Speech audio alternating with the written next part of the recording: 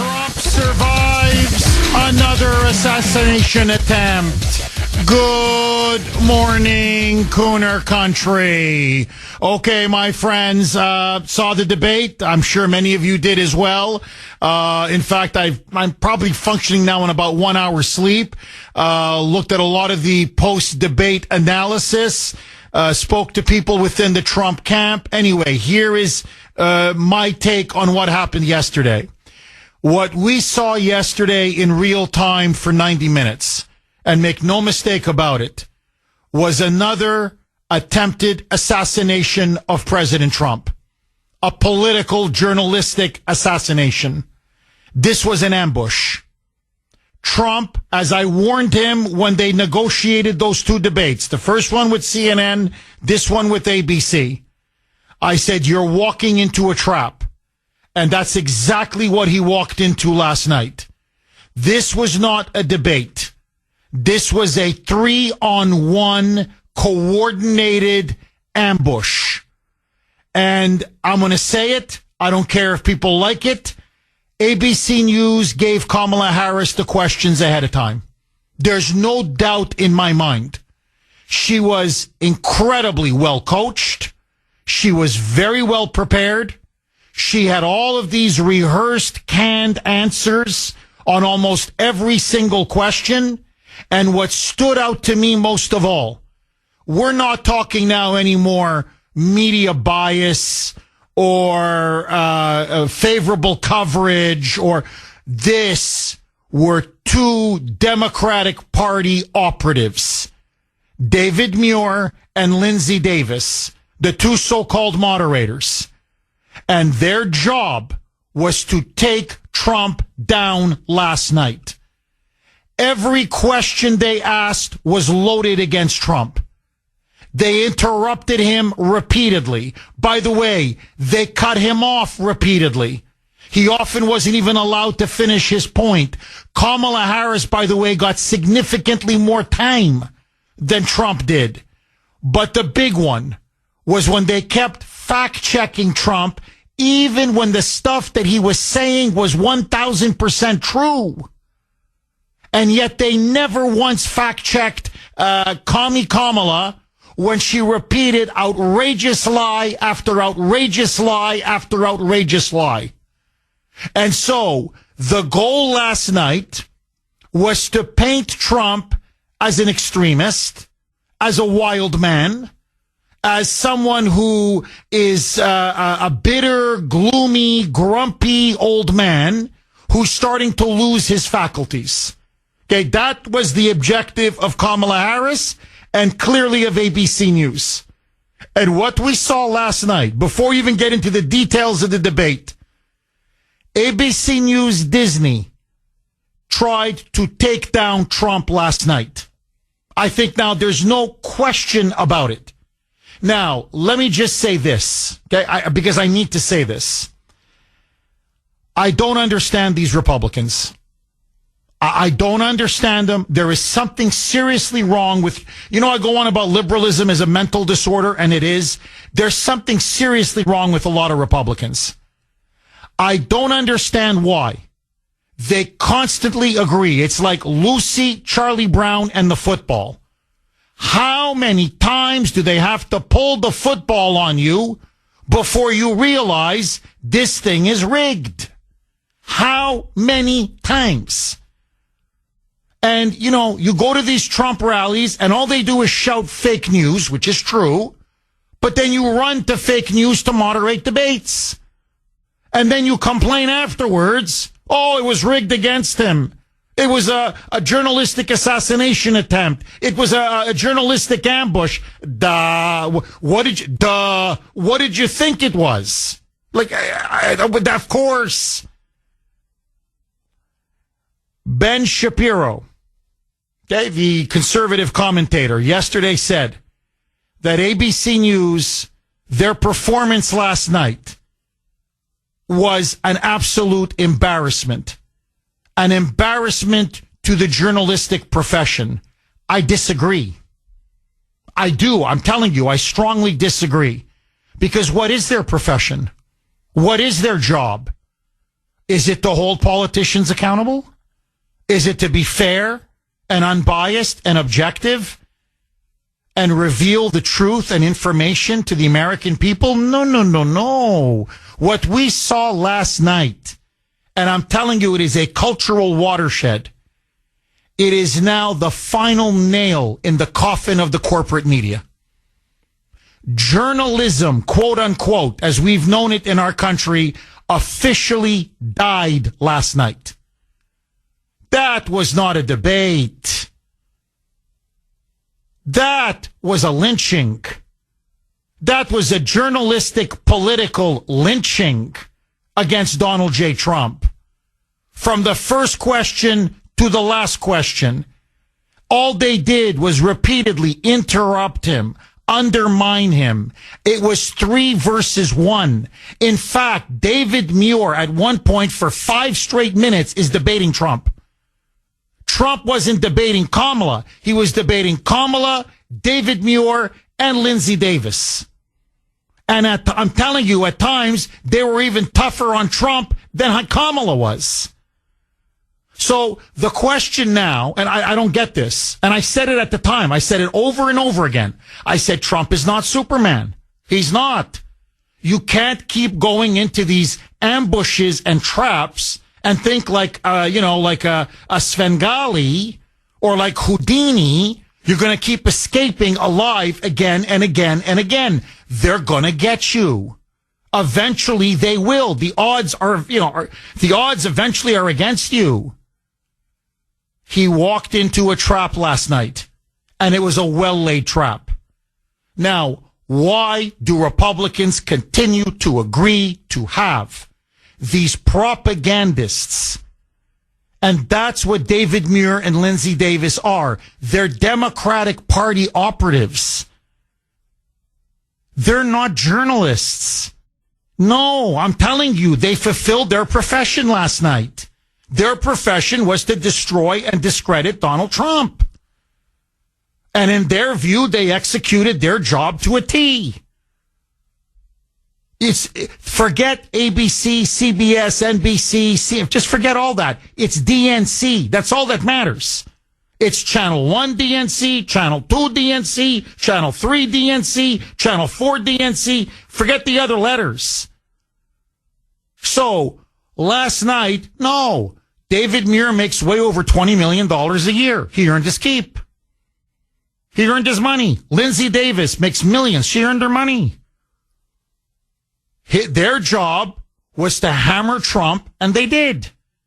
And their job was to carry Kamala for 90 minutes and to feed her softball questions. In fact, they didn't even just feed her softball questions. The debate, here, let me give you the debate in a nutshell if you didn't watch it. Donald Trump, you're a horrible person. Agree? He then defends himself. Kamala, Donald Trump is a horrible person. What say you? That, I'm telling you, that was last night. Over and over and over again. Whether it was January 6th, whether it was abortion, whether it was climate change, whether it was, you can run, just you name it. Issue after issue after issue. They were acting as surrogates for the Democratic Party. Now, apparently Kamala Harris wants to do another debate after last night. If I were in her shoes, I'd want to do 10 more debates. If it's 3-on-1 and they're just carrying her over the finish line, yeah, why not? But to Donald Trump and to the Republicans, for the 1,000th time already, why do you give your mortal enemies, and frankly, the mortal enemies of the American people, the legitimacy and credibility that they crave? Why do you do it again and again and again? My advice to Donald Trump,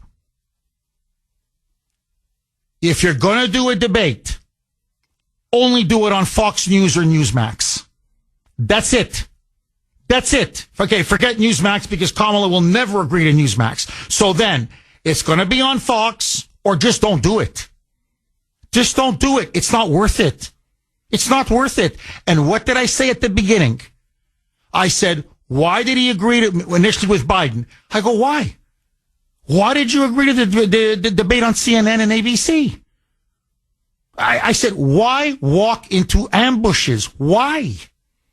You don't need the debates. He doesn't need the debates. He didn't need last night's debate. He's leading in the national polls. He's leading in the battleground states. So all you're doing is setting yourself up for potential failure.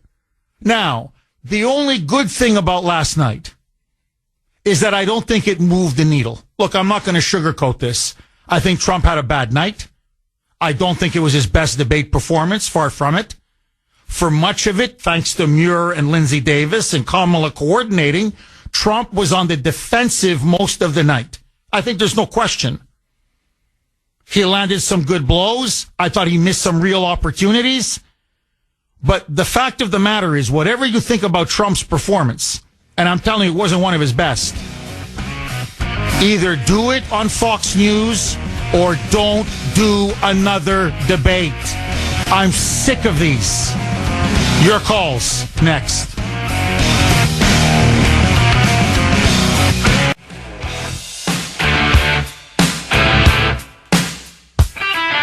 Fortunately, we had moderators who were clearly biased, who were constantly fact-checking Donald Trump. But none of these kind of whoppers that the vice president was saying, and none of her failure to really explain that, answer that first question, that very, very critical first question. They simply sat there on the sidelines and allowed that to pass. That was Robert F. Kennedy Jr. on Newsmax last night, and he's completely right. Look, this is really the big story of the debate. It's ABC News. This was a rigged debate. It was more like a public show trial than a debate. And they were there to destroy Donald Trump. So let me ask you, it is the Kuhner Country poll question of the day, sponsored by Mario's. Mario's Quality Roofing, Siding, and Windows. I don't normally ask the poll question this early. I will today. And I will repeat the poll question every hour because I want to get your unadulterated, unfiltered, honest assessment and answer. Who do you think won last night's debate? A, Donald Trump. B, Kamala Harris. C, it was a draw. A, Trump. B, Harris. C, it was a draw. You can vote on our webpage, wrko.com/Kuhner. wrko.com/Kuhner, Kuhn as in national ER. You can also vote via X, our handle there, at the Kuhner Report, all one word, Kuhn as in national ER. The first question was Muir asked to Kamala Harris. You know, you've been come under criticism, the economy, inflation, cost of living has gone through the roof, groceries, food, gas. What do you say to those voters who are asking, are you better off now or were you better off 4 years ago? She never answered the question. She literally never answered the question. I can play you a response. I don't want to waste your time. It was 1 minute of, I'm a girl from the middle class. I want to build an opportunity society. We can do so many great things together. We're not red state. We're not blue state. It was literally, it was platitudes, cliches, vacuous. There was no substance to her answer at all. And the reason is obvious.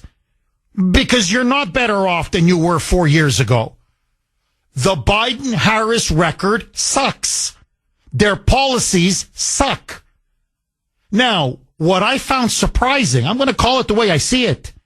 Not that Trump, then it was Trump's turn. Not that his answer was bad. His answer was infinitely better than hers. In fact, it was a good answer on the economy. It was a very good answer. But I couldn't believe it. It was a knockout blow. It was an opportunity. I go, you could finish her right here, right now. Forget the rest 89 minutes of the debate. I couldn't believe he didn't hit her on it. He should have just turned around, look at the camera and say, she didn't answer the question. And the reason why she didn't answer the question is because you're much worse off now than you were 4 years ago under my presidency and under my leadership. Gas was $1.87 a gallon. Groceries were 30% cheaper. Energy costs were 60% cheaper. He could have just gone, literally, he could have just gone on point by point by point by point by point. So if you want, and literally just say, look, I'm going to ask you here. I'll finish my point by saying this. If you're better off now, vote for her. But if you're not better off, vote for me. That's it. Bye. Walk off the stage. Instead, I have to give Kamala Harris credit. I got to give her and her people credit. They came in with a game plan. And the game plan, if you remember, I kept saying this. I go, look, you can't lose this. You cannot lose this debate. All you got to do is stay cool, calm, and presidential. That's it. And just compare your record to the Biden-Harris record. Whatever comes out of her mouth, like you did in the first debate against Biden, it hits him, just bounce off. Yeah, whatever. Bang. Just go right back. My record, their record. That's it. Instead, he kept taking the bait. I couldn't believe it. And they kept deliberately, to be fair to him, David Muir was going under his skin. Lindsey Davis was going under his skin. It was a coordinated strategy. Get under Trump's skin. He's thin-skinned. He's easy to upset. And that's what they did. And so the turning point in the debate is when she started to mock his rallies. When she said, oh, your rallies have become boring. People are leaving. And then he went on for about 2 minutes defending the rallies, defending the people who go to his rallies. But that's when she threw him off his game. Then it was no longer compare and contrast his record, his administration to hers. Then he stopped pointing out, her failure on immigration, their failure on the economy, their failure on inflation, their failure on Afghanistan. Then he went down into the weeds, and that's where she wanted, where it got into a tit for tat. And from that point, he lost his cool, he lost his temper, and he was on defense for at least 30 to 45 minutes after that. She was constantly on the offense. And of course, they were, tag teaming each other. It was a 3-on-1. It was a tag team. And then Muir went on the offense. And then Lindsey Davis went on the offense. And then Kamala went on the offense. And it was only in the second half of the debate where Trump started to really counterpunch and land some blows. But let me tell you this. She was well prepared, well rehearsed, and this was a well executed ambush. 6:31 on the great WRKO. Jeff Kuhner, Boston's bulldozer. Okay, I'm going to unleash the hounds now. The lines are absolutely jammed. I want to take a lot of calls today. I think it's a very important show. Post-debate show, post-debate analysis.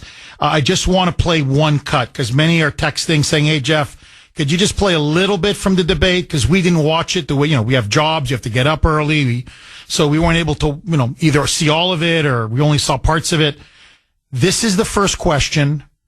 And the moderators they didn't, she didn't answer. And that set the tone for the rest of the debate. They were there to hand feed Kamala Harris. And she couldn't answer the most basic question. Are you better off now than you were 4 years ago? Roll cut 7, Mike. When it comes to the economy, do you believe Americans are better off than they were 4 years ago? So I was raised as a middle-class kid. And I am actually the only person on this stage who has a plan that is about lifting up the middle class and working people of America. I believe in the ambition, the aspirations, the dreams of the American people. And that is why I imagine and have actually a plan to build what I call an opportunity economy. Okay, and it goes on. I'm telling you, the answer was blah, blah, blah, blah, blah, blah, blah. A polished, rehearsed, canned, scripted politician who, by the way, throughout the whole night kept making these ridiculous faces at Trump. To me, she came across as obnoxious, as condescending, as smug, as an elitist, as a swamp creature, a slick politician looking at, her nose down on Donald Trump. I thought it was very off-putting, frankly made me sick to my stomach. Okay, but that's me. But my point is, she didn't answer the question because she can't. Because the answer is obviously, of course you're not better off. What sane person says they're better off? I thought Trump was going to crucify her on that. The moment I saw that, I said, she's not going to answer that? Now, he gave a good answer. I'm not saying he didn't give a good answer. I liked his answer. But I'm like, come on, that was a knockout right there. So let me just say this. I said it to Mike, and I want to say it to you. I don't think Trump had his worst debate. He's had worse. It wasn't his best debate. And it's easy to Monday morning quarterback when it's 3-on-1. It was relentless. They came after him again and again and again and again. And they put him on the defensive the whole night. So I said this to Grace last night. It's easy to nitpick when you're not in the arena. But I've got to say this. He was not prepared. Compared to her, now, it's easy when you give the questions ahead of time. So please don't misunderstand what I'm saying. But he did not come across to me as prepared. He just, for whatever reason, I think he underestimated her, if you want my honest opinion. I think he looks at her and rightly says, this is an absolute lightweight who has been carried her entire life, who has been promoted way beyond her capabilities, who slept her way to the top, and has no business being in this position, has no real experience, no real gravitas, no real substance. And so he came in there, it's like a prize fight.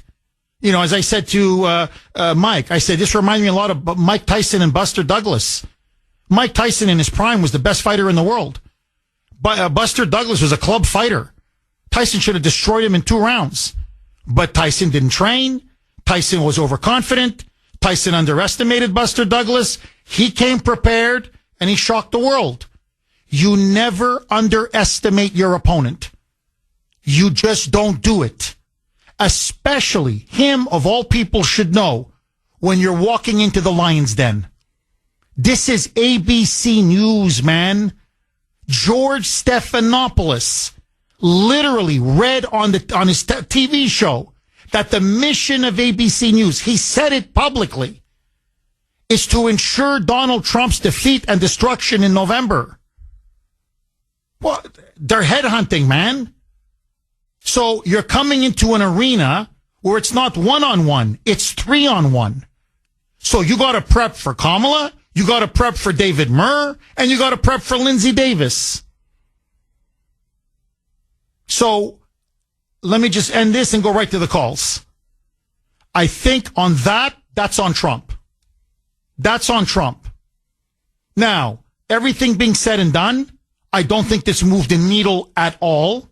This wasn't a brilliant debate performance by Kamala Harris, as the media is claiming. That is pure 100% bullcrap. She was a high school debater last night. Everything she said sounded scripted, rehearsed, canned, because it was scripted, rehearsed, and canned. And she said nothing. If you're a steel worker in Pennsylvania or an auto worker in Detroit, and you're looking at this debate, you're like, what is she offering me? How are my bills going to get lower? How's inflation going to go down? How am I going to keep my job? How is she going to secure the border? How is she going to stop all the illegal immigrants and the runaway crime? She offered nothing of substance. That was the problem with her last night. All sizzle, no steak. But what the media is now going to play are those vicious attacks she leveled against Trump. And David Murr and Lindsey Davis fact-checking him again and again and again. And I think in that sense, in terms of PR, public perception, Trump lost. I hate to say it, but I think on the PR side, I think Trump lost. I think he took her for granted. I think he underestimated her. And he was on defense most of the night. Although I do think he got some really good shots in. But overall, I think she won. Not on the merits. Please don't get me wrong. I think she's a joke and a disaster. But if you're asking me to score this like a prize fight, I think she had a good night. He had a bad night. That's my opinion. I want to hear from you. Russ in Myrtle Beach. Thanks for holding, Russ, and welcome. Good morning, Jeff. Hi, Russ. I can't disagree with most of what you've said this morning. You've laid it out. Certainly, Trump was unprepared. Let's stipulate that. I'm a Trump supporter and a voter. But, man, he came across pretty badly last night. And I'll give you two instances. Immigration and abortion were the two biggies. Okay, on abortion, certainly ABC and Harris got the better of him there. The premise was that Trump was going to do everything possible to stop abortions. Trump has made it clear that that is not the case. And he didn't articulate the fact that the decision by the court did not stop abortions. There's probably more abortions being performed now than there were before the decision, or certainly more than there were 50 years ago when the Roe v. Wade decision was made. So he flubbed that, and on immigration, he was ranting and raving instead of laying out a coherent case for border security. And they were ready for him on the one thing that he probably prepped on, and that was the Haitians eating pets and animals in Springfield, Ohio. Town manager had said that there was no evidence or no reports of that happening. Well, we know it is happening, but it wasn't something that Trump should have grasped onto because it really kind of made him sound like a lunatic there. Well, that was their goal. See, Russ, I agree with you. That was their goal. They set him up on that. Now, Russ, just so that you know, ABC News, they're fact-checking. Every time they fact-checked him, they lied. In other words, everything that Trump said was true. So they fact-check him, claiming it was a lie, although everything he said was true. So ABC News was being fact-checked as they were fact-checking Trump. So just so that you know, there are official police records. The mayor, the town manager lied. He's embarrassed. Everybody in Springfield is embarrassed about what's happened to their town. So they don't want people to talk about their town like this. But there are now police records. The ABC was fact-checked. There were 4 official complaints levied by residents against 4 Haitian illegal migrants, all of them carrying 2 geese and 2 ducks that they grabbed from the park and ripped the head off and were taking home to eat or, I don't know, or whatever they're going to do with that thing. So the idea that they were, no, there's no evidence whatsoever. That's not true. That's not true. So we got police reports where they're saying, no, we see it. Look, we had to pull these people over and say, why are you abducting these geese and ducks from the park? And their heads were ripped off and they were Haitian migrants. So ABC lied. Okay. But you're right. They want to paint them as a lunatic. On abortion, all he had to say, I don't know why he didn't say it. Yes, I will veto a national abortion ban. That's all he had to say. But he wouldn't say it. So it came across as if, well, maybe he really wants to do it. And on immigration, I agree with you. I agree with him on the issue. But he was scatterbrained. He was at times rambling, and he was not focused. 6:49 on the great WRKO. Jeff Kuhner, Boston's bulldozer, 617-266-6868 is the number. Did you watch last night's debate? And who do you think won? 617-266-6868. You can also message the Kuhner Man. This is from Mark. Good morning, Jeff. ABC should be absolutely ashamed of themselves. They were more interested in fact-checking Trump rather than asking questions. And they let that lying, phony presidential candidate, Kamala Harris, spew lie after lie and never corrected her once. She didn't even believe what was coming out of her own mouth. Obama taught her well. That debate was a disgrace. And anyone who believes that she didn't get the questions ahead of time is dumber than she is. The only loser last night was ABC. The next debate should be on Trump's terms, and if she doesn't agree, then he should tell her to go to hell. Then no debate. I agree, Mark. Not 100, 1,000%. ABC News, to me, should be permanently ashamed of themselves. That was a public show trial. That wasn't a debate. And my advice to Trump, either we do it on my terms. Here, Fox News. Just Fox News. That's it. And no questions ahead of time this time. No 3-on-1 piling on. Fox News, or we don't do the debate. Enough is enough. How many times are we going to let the fake news media, these lying propagandists and Democratic operatives, sabotage and directly interfere in our elections? And make no mistake, what ABC did last night, what David Murr and Lindsay Davis did, was real-time election interference on behalf of Kamala Harris. I mean, that wasn't a debate. That was a joke. Agree, disagree. Douglas in Waltham. Thanks for holding, Douglas, and welcome. Good morning, Jeff. Hi, Douglas. I want to find out if you agree with me that it was a mistake for Kamala Harris to refer to Trump as a convicted criminal, and here's why.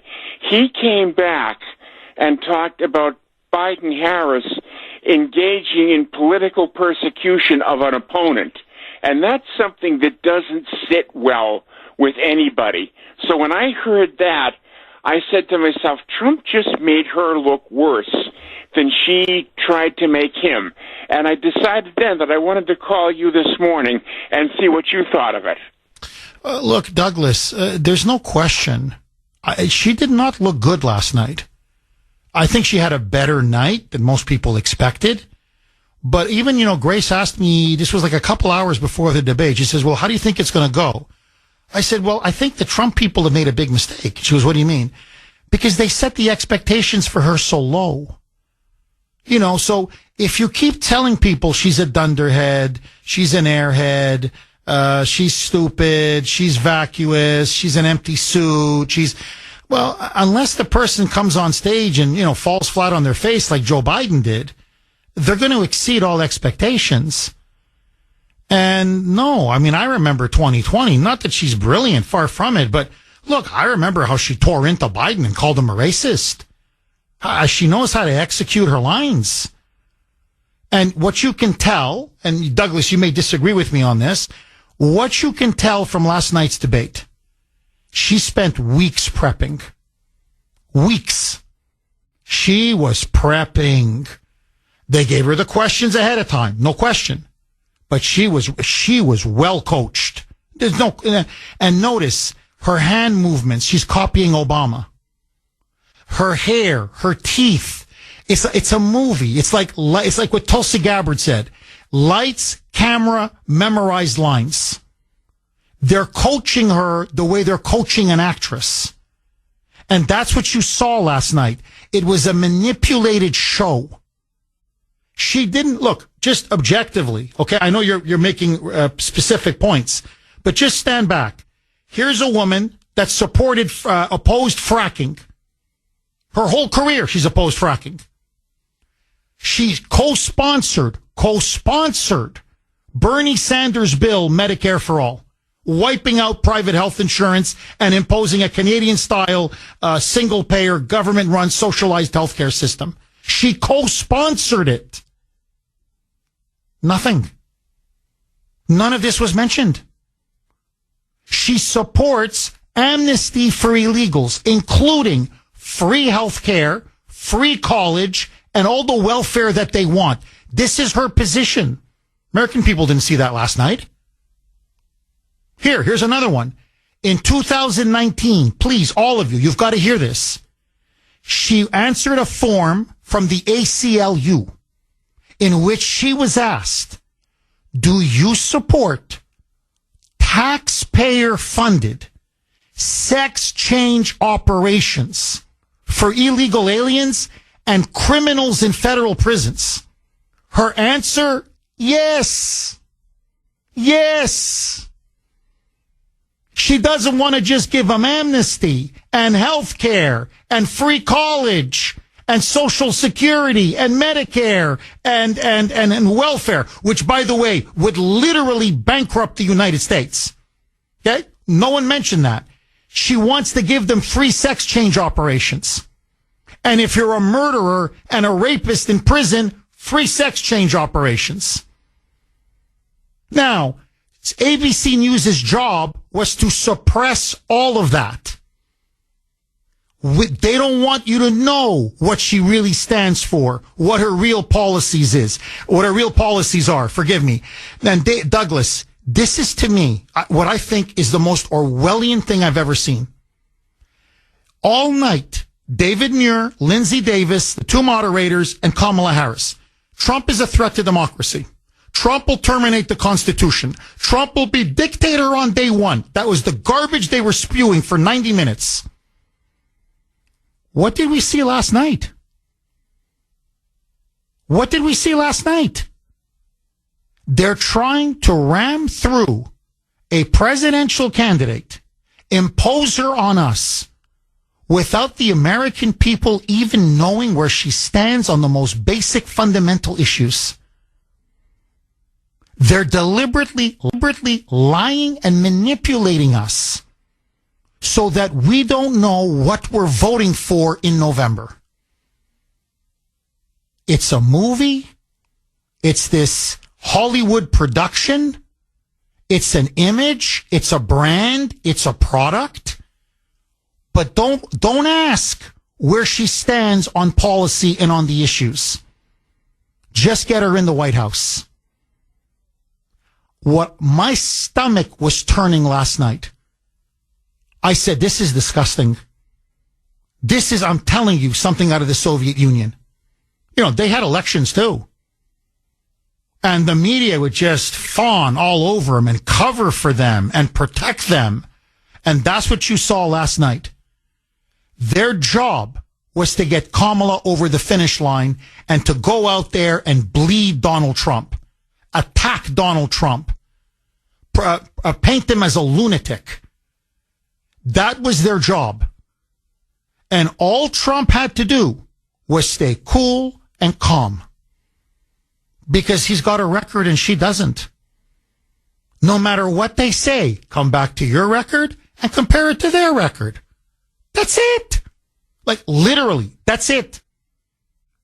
And don't lose your cool. But he took the bait. And I know Trump, when he gets mad, he stays mad.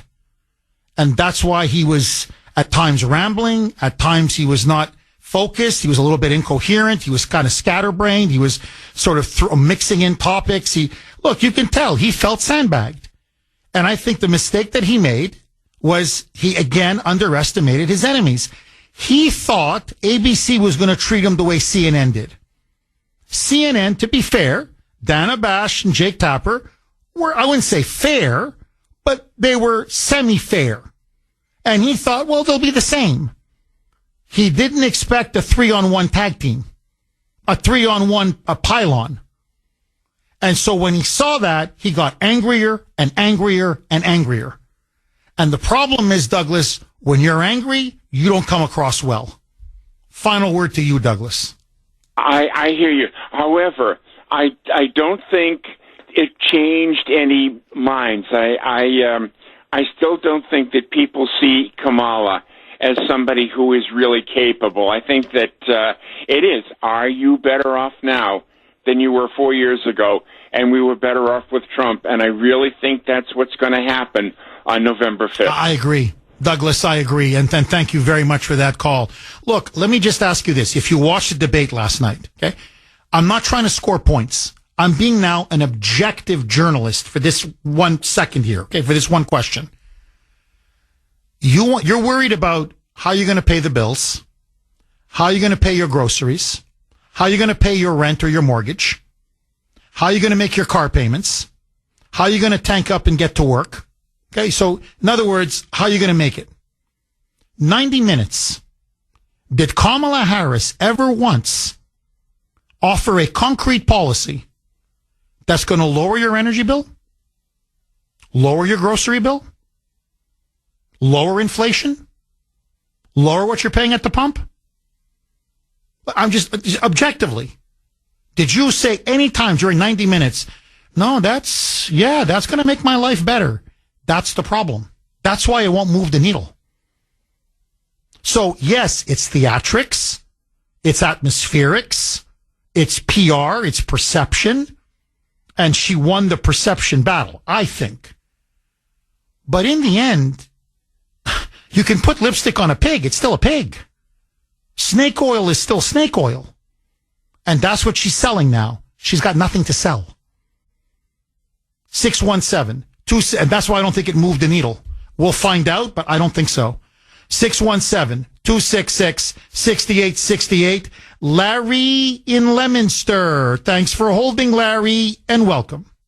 Yeah. So I disagree with you. I don't think she won last night, even on perception. But I will give the critiques off the top of my head. Trump missed several opportunities. One big one was she lied outright and said she was at the Capitol on January 6th. I wish he had remembered that, according to Secret Service records, she was not. She was actually at the DNC where they found that pipe bomb. I wish he had said, how come Secret Service has you down at the DNC and not the Capitol? And I did not like how angry he got. He was, you were right on that. He was up against the wall and he was angry.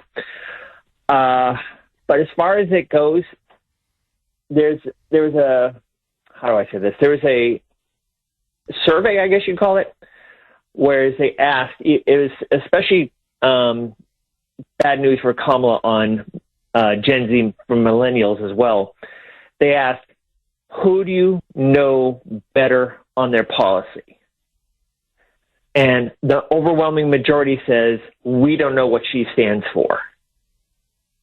And last night, we still don't know. After listening to that 90 minutes, can you tell me what her policy is?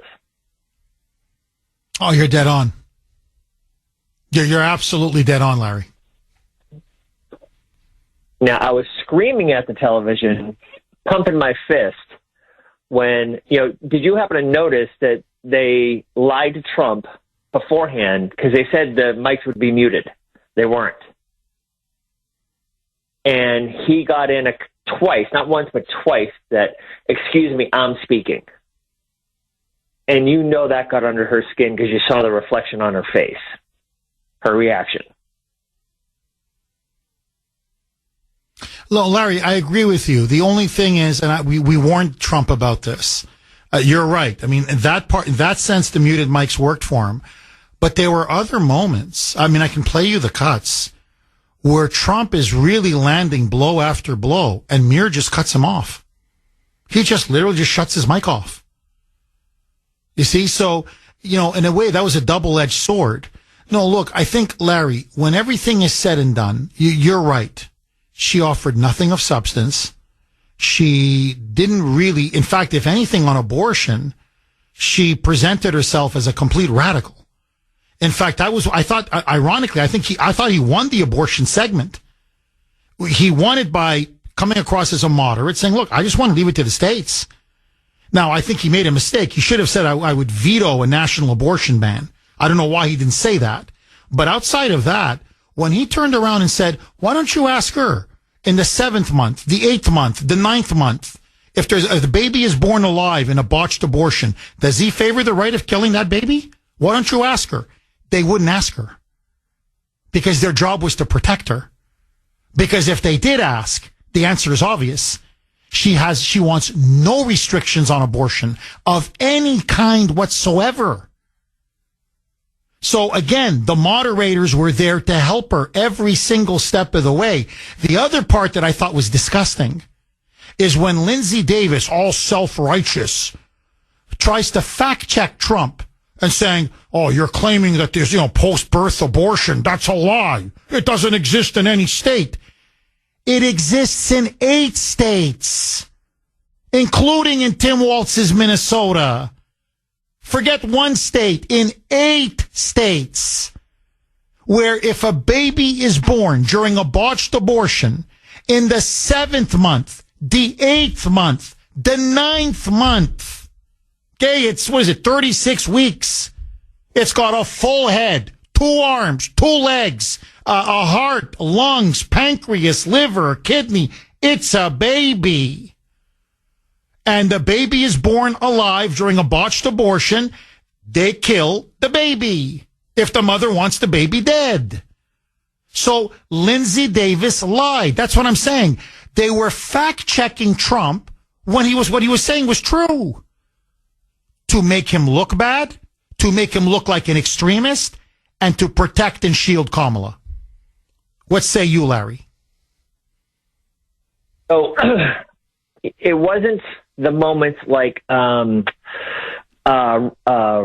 Romney, when I forget her name. It was Candy Crowley. I know you're talking. Thank you. Right, yeah, Candy Crowley. When she lied to Romney about, and she was saying this is wrong, even though it was true, he was dejected. He couldn't believe that she disagreed with him, and he come off looking weak and meek. Trump didn't. He still held his ground. Now, what I found, you had mentioned earlier about the she did that ACLU survey where she come up with all those radical answers, including surgery for. He brought it up last night. I recall him bringing it up. The problem was, and this is where it's a critique of him, there was no context behind it, so it got overlooked.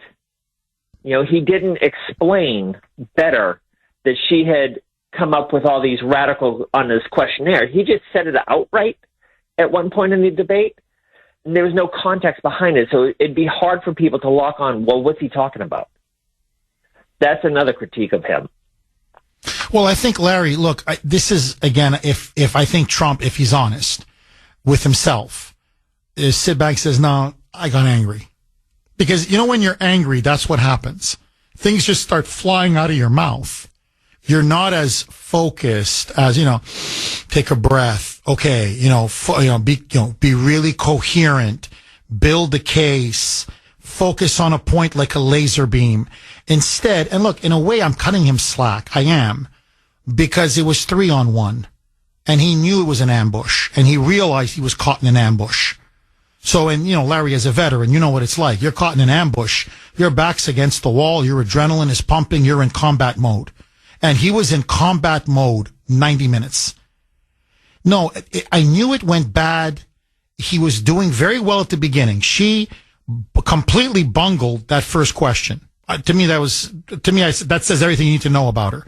And he did well on the economy. But then she went on the offense. And the moderators went on the offense. And it's like he was on the defensive for most of the night. And that's not Trump. Trump is usually always the one on offense. And so you can see he got increasingly frustrated as the night went on. And they cut him off, and they interrupt him, and they're fact-checking him. And of course, they're going on about minutes and minutes on January 6th, and he's a threat to democracy. And so after a while, it's like, well, these are all questions designed to help Kamala Harris. This is a journalistic assassination masquerading as a debate. And that's why I think Trump got angrier and angrier and angrier. My only critique of him is you should have seen that coming. And if you got to know your limitations in life. If you say, look, I just can't keep my cool, then don't do the debate. Because, Larry, I go back to my initial point months ago. I said it then. I stand by it. He's leading. I don't think he needed that debate with Joe Biden. He knocked him out. Great. But I'm just saying, he didn't need that debate. He didn't need last night's debate. She needed the debate. He doesn't need the debate. At this stage, if the election was held today, Donald Trump wins. Because he's ahead in most battleground states. So I'm looking at this and I'm like, why then, if you're the front runner, why walk into enemy territory and walk into a potential trap? And that's what it was. It was a trap. And it was laden with baits. And they baited him, and they baited him, and they baited him, and he took them. And to me, that's why my advice to him is, if it's not going to be Fox News, just don't do another debate. Because her record is so bad, you don't need a debate to expose it. Larry, 30 seconds. I got to go to break. Final word to you. Fox News isn't always a guarantee because didn't he go up against Chris Wallace? Yes. But I think it'll be Brett Baer and Martha McCallum. I'm not saying they're great, but they'll be a hell of a lot better than this, Larry. She'll never agree to that debate. She's afraid. And if you're saying everything you said was right. If he said, no, I'm not going to debate you, every newscast except for Newsmax, Fox, and a couple of us conservatives would say he's a coward. He's afraid of her. Look. Well, Larry, that's why I thought he should have negotiated better terms. That was from the beginning. I said, don't forget it. Say, look, you want ABC, CNN? You got to give me a more fair moderator. He's got to negotiate better terms.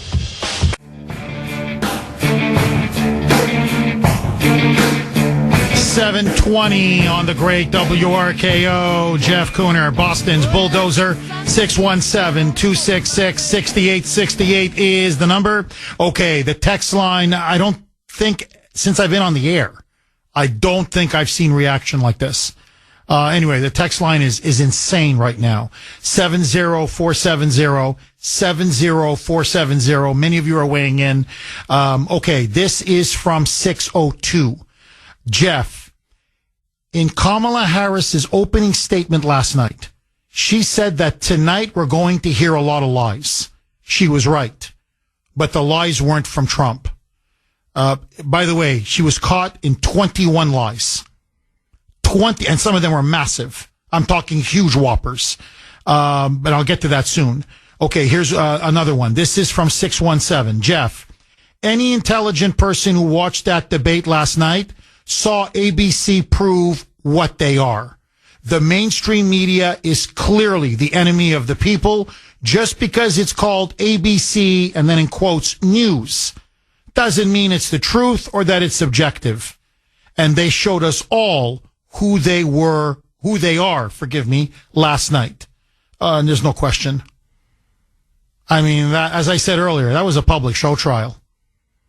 That's what we saw yesterday was propaganda. That's what that was. Those were Democratic activists as moderators. Those weren't journalists.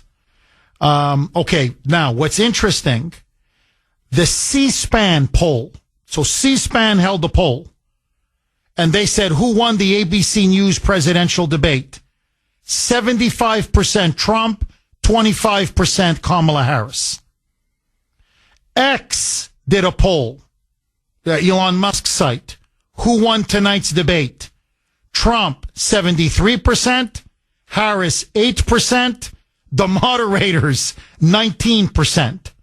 So, look, these aren't scientific polls, but a lot of the polls immediate after the debate, post-debate polls, they say Trump won. And I think a reason for that is, and Grace made that point to me as well, people are sympathizing with Trump again because it was 3-on-1. It was so over the top. It was so heavy-handed. It was so unfair.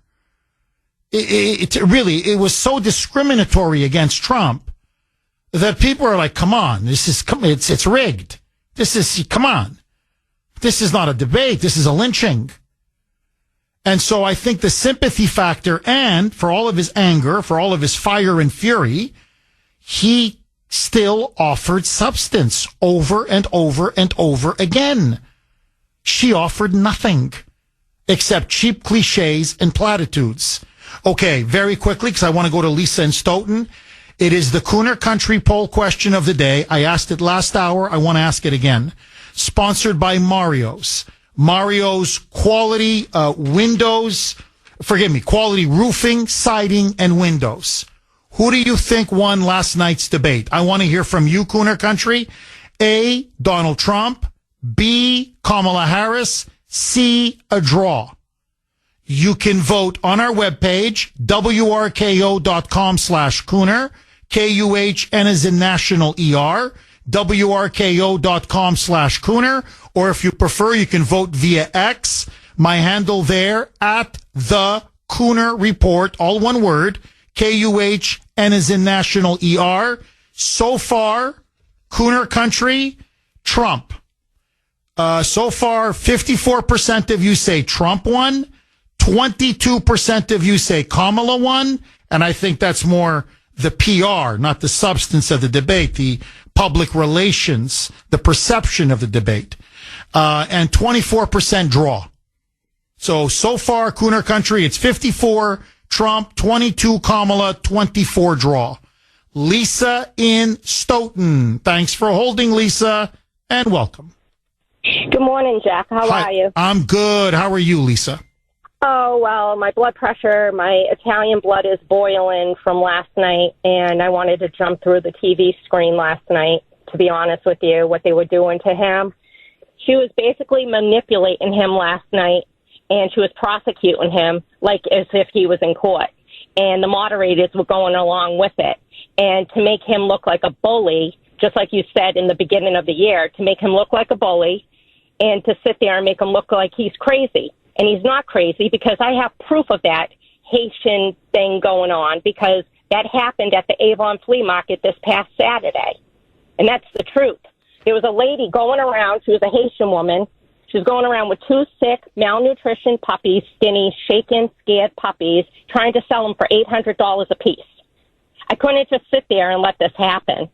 So I called the police. And, of course, a woman cop comes. And she asked her for her ID and just told her that she can't sell them there. She can sell them online. I couldn't believe it. I was appalled. And you could tell they were stolen, and they didn't do anything about it. Lisa, outside of contacting the police, have you done anything else? SPCA or other? I mean, you can't, cruelty to animals it's a crime. It's not okay. Have you reached out to other people, Lisa?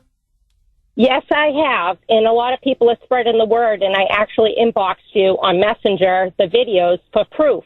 This is what they're doing. I mean, I live where I live, there's a lake behind there. There's usually ducks there. They're gone missing too. And I mean, I told you that it looks like National Geographic behind my backyard at the Sonesta Hotel. Lisa, can you hang on? I'm up against a break. Please don't go away. This is a very important call. We're going to come back to Lisa, take more of your calls. Did you watch last night's debate? Who do you think won? Who do you think lost? Well, we got no choice. 7:32 on the great WRKO. Jeff Kuhner, Boston's bulldozer. Let's go right back to Lisa in Stoughton. So, Lisa, you complained. You actually called the police. You spotted a Haitian woman with two malnourished puppies or dogs, and apparently she was looking to sell them for $800 a pop. And obviously, you're like, something is wrong here. These dogs look abused, maybe even abducted. And the police just said, if you want to sell them, go online. And where you live now, apparently, as you said, it looks like National Geographic behind you, because there's no ducks, there's no geese, there's no nothing. please pick up where you left off, Lisa. Yes, it's true. I mean, at the Sonesta Hotel, that's where they're living. And, you know, and people can say all they want and everything else. There was also a story about a woman, and it really did happen, that she stomped on a cat's head and she ate the cat in front of the neighbors and everything, and that happened too. That's really true. And about the ducks is true. All of this is true, and they're covering it up. I don't know why they're trying to cover it up. What's next? The kids? Are they going to adopt kids now and do this and everything? And getting back to the debate and everything, they bullied him and they manipulated him and they got under his skin. She got under his skin and he lost his cool, and she was prosecuting him and she was deflecting all of her BS lies and failures onto him. That's what she was doing, and she got under her skin. And I seen him lose his cool because I'm Italian. I would have lost my cool too if somebody was lying about me. You know what I mean? But he should have said, you know, all you guys do is, you know, lie, cheat, steal, and destroy, and you even try to kill me. That's what he should have stuck to the point, and he should have stuck to the policies and everything else, because, like, they knew what they were doing. It was 3 against 1. Lisa, the question now is, let's just say for the sake of argument that,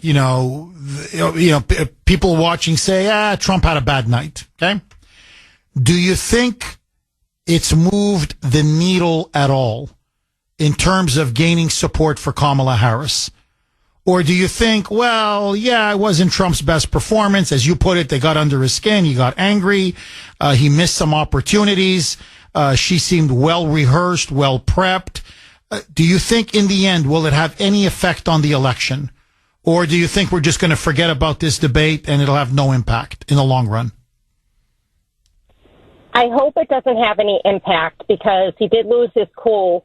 But you can tell, anybody that had a brain can tell that she was like doing it script by script. It was like she rehearsed it, and she was just being like a prosecutor out there. She was actually the bully in this, and she knew how to get under his skin. She was manipulating him to the fullest extent, and they were on her side. It was like 3 Democrats against 1 conservative. That's not right. They should have a moderator that's a conservative and a moderator that's a Democrat, and then let the people be the judge about this and everything else. But you could tell that she was lying through her teeth, and anybody with a brain would know that. You know, if they're stupid enough to fall for it, then I don't even know what to say, because you could tell she's a liar. Her body language said it all. Lisa, as always, thank you very, very much for your call. 617-266-6868 is the number. Okay. Listen now to Kamala Harris. This was one of the most outrageous.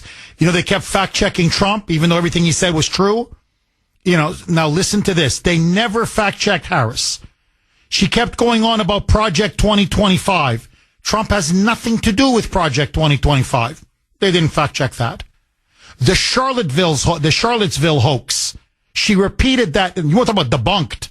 That lie. Oh, good people on all sides. He sided with neo-Nazis. That was an easy one for ABC to debunk. Said, no, I'm sorry, that's not true. Even CNN has said, no, he didn't praise neo-Nazis. So again and again and again, whenever she lied, he's going to terminate the Constitution. He's going to be a dictator.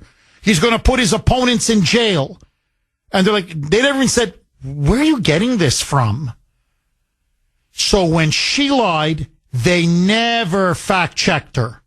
But listen to this whopper. This is the one. You want to talk about insulting.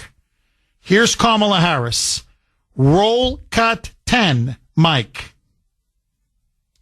Let's talk about what Donald Trump left us. Donald Trump left us the worst unemployment since the Great Depression. Donald Trump left us the worst public health epidemic in a century. Donald Trump left us the worst attack on our democracy since the Civil War. And what we have done is clean up Donald Trump's mess. What we have done and what I intend to do is build on what we know are the aspirations and the hopes of the American people. I mean, everything was a lie. But the big one, it's all a lie. But the big one. And remember, today's the anniversary of September 11. The 23rd year anniversary. 23-year anniversary of 9/11. So last night was, the night before 9/11. You stand there in front of the American people with a straight face. You SOB, well, actually, you POS you. That's what she really is. I'm sorry, but the truth is the truth. And you tell me that January 6th is worse than 9/11, where 3,000 Americans were slaughtered by Islamic terrorists? That it was worse than Pearl Harbor? I've seen demagoguery in my life, but I'm telling you, this is sickening. This is sickening. And again, I thought Trump missed an opportunity. I would have turned around and said, excuse me, do you know tomorrow's the anniversary of 9/11? We were attacked 23 years ago. And you're going to spit on all of their graves by even daring to put January 6th in the same sentence as 9/11? Have you no shame? And of course, David Muir and Lindsay Davis were nodding their heads and covering for Kamala. Rob in Londonderry. Thanks for holding, Rob, and welcome. Hey, Jeff. Jeff, this is Rob in the van down by the river. Hi, Rob. A couple things. One is what really got on my nerves and spoke volumes to me was her whining, especially the last two-thirds of the debate. She was whining like a wronged 5-year-old. That's a sign of weakness and immaturity, like there is no tomorrow. I don't know if anybody else noticed. I don't know if you noticed it. But when she talks and she argues, she whines. That is so unpresidential. I hope some of the country picked up on that, because I don't think most of this country is going to pick up on the blatant lies and the lack of the fact checking on ABC. But it was her behavior was immature, especially to my second point, Springfield, Ohio. When he brought up Springfield, Ohio, she laughed as if it were a hoax or a quaint little hoax that doesn't exist, and that's the way the media is is treating it. It's something that doesn't exist. Yeah, it's not happening. No, Rob, exactly. Right. It's not happening. And look, Rob, just to bounce off of what you're saying, I completely agree with you. I thought her mannerism was incredibly off-putting. She was condescending. She was self-righteous. She talked down to Trump, talking down to the country. She was obnoxious, smug, arrogant. And with the ridiculous facial, like what are we in kindergarten? Like with the stupid facial expressions all the time, making fun of them, and you can tell she was coached again by Hollywood producers. Mock him with your face, mock him with your smile, mock him with your eye movements. Try to paint him as this crazy old man.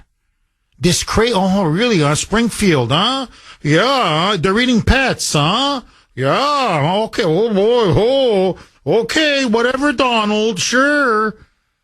It was really, really off-putting and frankly insulting. And let me just make an obvious point, Rob. She's running as a feminist. She's running as a radical feminist.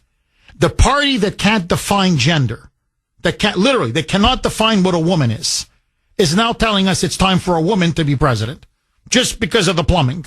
Not because she's capable or what. Just, it's, now they can define a woman. But, let that go, Rob. But this supposed icon of feminism needs 2 moderators to help her in a debate against Trump.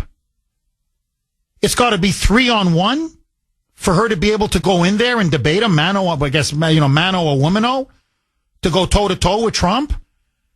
It was pathetic. She's weak. She's insecure. You can see. And even her so-called performance, she was just rehearsing her convention speech. It was just a rehash of what she said at the Democratic National Convention.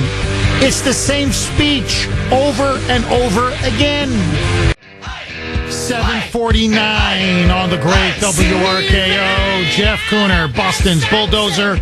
617-266-6868 is the number. Okay, just very, very quickly, I'm going to go to Jenna in New Hampshire, but first, so one of the pivotal moments in last night's debate, I could play the clips, but honestly, there's no need, is the debate over abortion. And Trump is saying that Kamala Harris and Tim Walz are so radical that they support post-birth abortion. And that many Democrats support post-birth abortion. So that's when Lindsay Davis interjects and she fact-checks Trump and she says, that's not true. In fact, no state in the country has laws has laws allowing post-birth abortion. That was a lie. 8 states, as I said earlier, 8 states, including Tim Walz's Minnesota, that if in the 7th month, the 8th month, the 9th month, okay, we're talking 36 weeks now, it's a full big baby. And if if the baby, he or she survives the botched abortion, you are allowed, if the mother wishes, to then kill the baby. That happened so she lied about the fact check. She fact-checked something that was true. But here's something else. And this is not my point. Ann Coulter has made this point on social media, and she's completely right on this. Congress voted on a bill called the Born Alive Act. Okay? In a nutshell, it would ban any post-birth abortion. In other words, if the baby is born alive, you have an abortion, it's a botched abortion, it doesn't work, the baby is now born alive. It would be a crime, illegal, to then kill the baby. Why? Because it's born, it's alive, it's out of the womb, it's alive. Okay? It's got a head, 2 arms, 2 legs, a heart, lung, a soul. I mean, it's a baby, it's a human being. Democrats voted against it, but do you know who in particular voted against it? Take a guess. Take a guess. Yep. Comrade Kamala. Kamala Harris voted against the Born Alive Act. While Lindsay Davis and David Muir are like, tisk, tisk, tisk. You're lying, Donald. That's not true, Donald. When it was 1,000% true. She is a radical on abortion. And ABC News lied on behalf of their candidate. 617-266-6868 is the number. Jenna in the great state of New Hampshire. Thanks for holding, Jenna, and welcome. Hi, Jeff. Hi. I'll try to be coherent. I'm so upset over watching last night, but I just have a few points to make. Number one, she didn't answer the very first question she was given. Obviously, she was coached very well. I never saw anything like this in my life. She is the border czar, and she turned into Mother Teresa. I mean, I can't even believe the way she was so condescending, the way she turned to Donald Trump and said, Donald, the American people don't want this. They don't. I mean, in the first place, he never should have done it because you don't help the other side. He walked into a lion's den. It was a setup. We all could see it happening. And the first thing they did was attack his ego. And once they did that, it was over. He gives wonderful speeches. He's a very smart man. But he was so upset that, being attacked by 3 people, he just couldn't get anything out. And it was a travesty. I mean, he's the best president in my lifetime. And to see him destroyed like that is just so upsetting. And I don't know why he continually does what they want. They just set him up, play him like a fiddle, and he helps the other side. And that's Look, not Jenna, what it should be. I'm so happy you called. You have no idea, honestly. And look, you're so honest with me. Let me be even as honest with you. Okay, like I'm in the confessional. When this was a couple months ago, when they announced the two debates, I understand it was versus Biden, but you know, the second one, they made it into with Harris. So they agreed to CNN and they agreed to ABC. My thoughts were exactly yours. And I went on the air and I said, this is a setup. It's an ambush. It's so obviously a trap. Why is he agreeing to this? He's ahead. He was leading Biden at the time. I said, why? You don't need this. You don't need it. Don't you know what they're going to do to you? I mean, my God, this is the fake news media. Look what they've done to you for the last 8 years. Why? Why are you doing this? The blowback that I got. Jenna, I'm not a Trump supporter. I'm not MAGA. I'm serious. I've betrayed Donald Trump. I'm stabbing him in the back. I'm a loser. I'm a defeatist. Can't you see that he's a brilliant three-dimensional thinker and that he knows things that we don't know? And it just went on and on and on. And I remember saying, look, of course I support the guy. I'm trying to watch his back. I don't understand why Republicans feel the need to do interviews, but debates with our mortal enemy.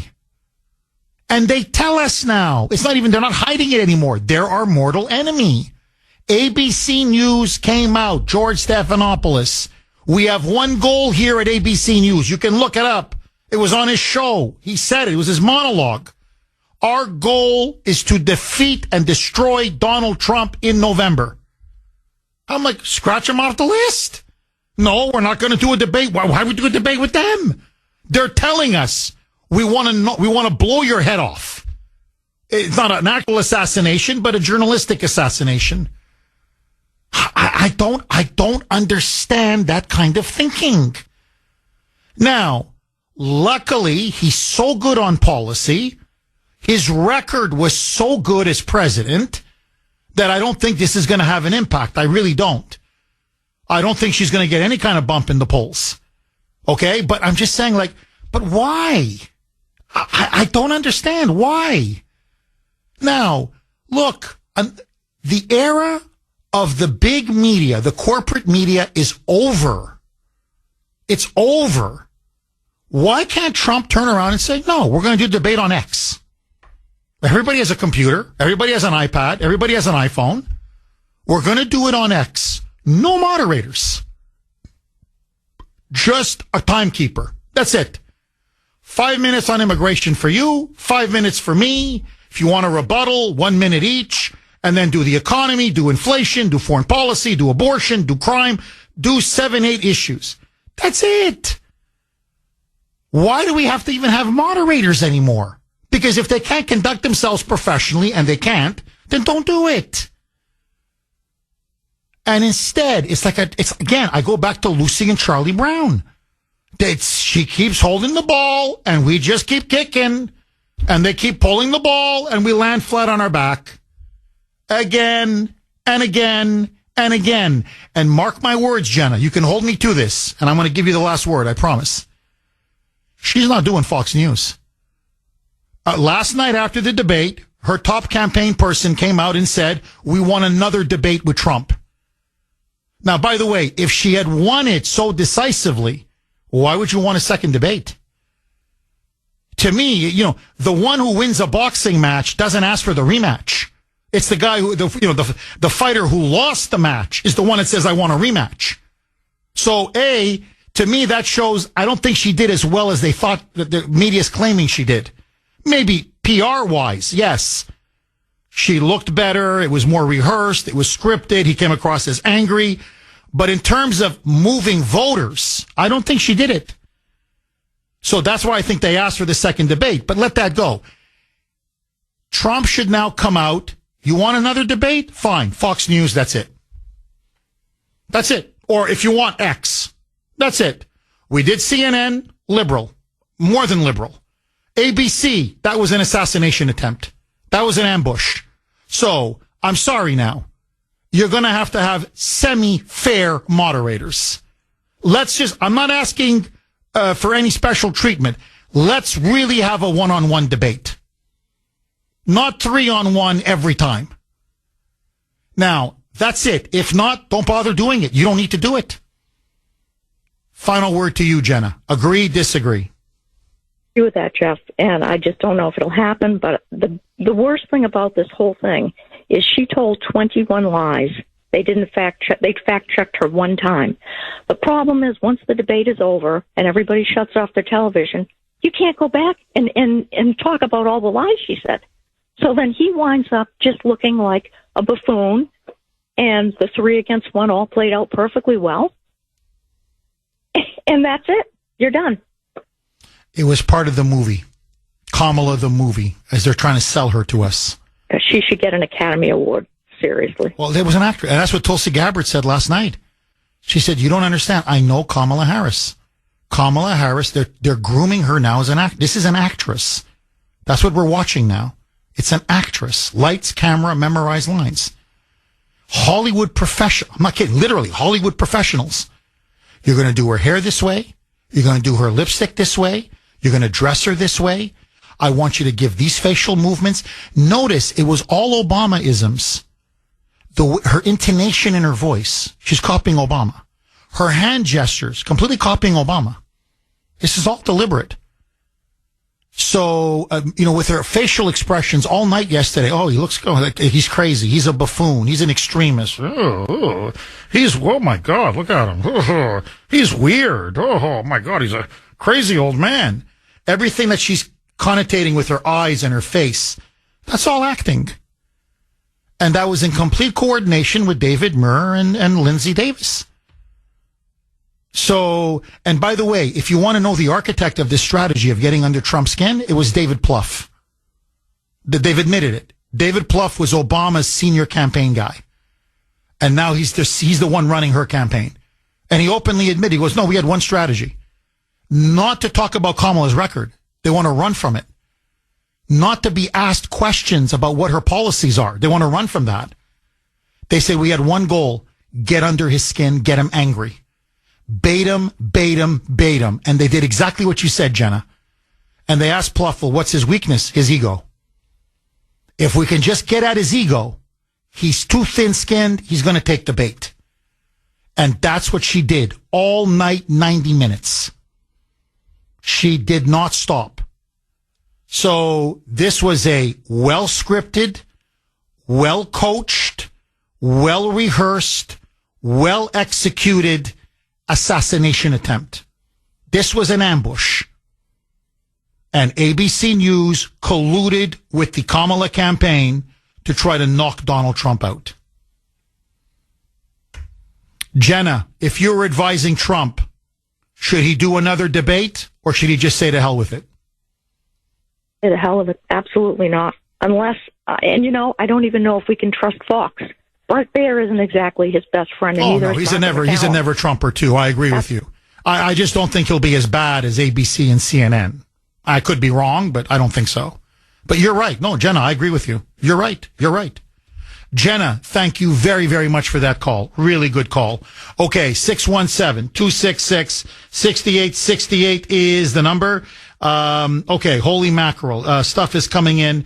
Okay, let me just play this. This is from, let me read this. This is from 803.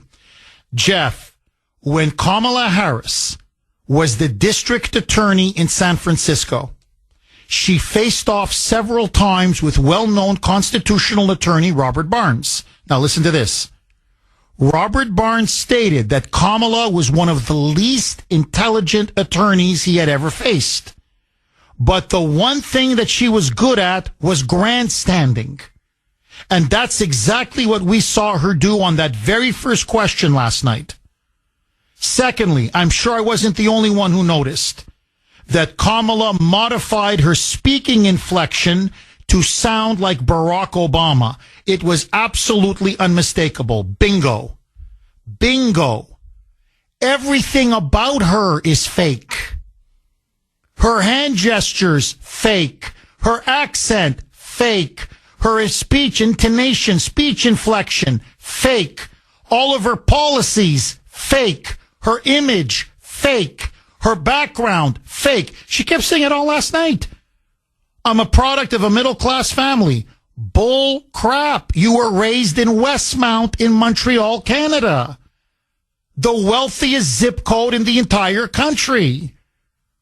You came from a privileged background. And notice, when Trump said that her father was a Marxist professor, notice she didn't deny it? What he should have said was, which would have been accurate, your father was a Marxist and your mother was a Marxist. Because that's what they were.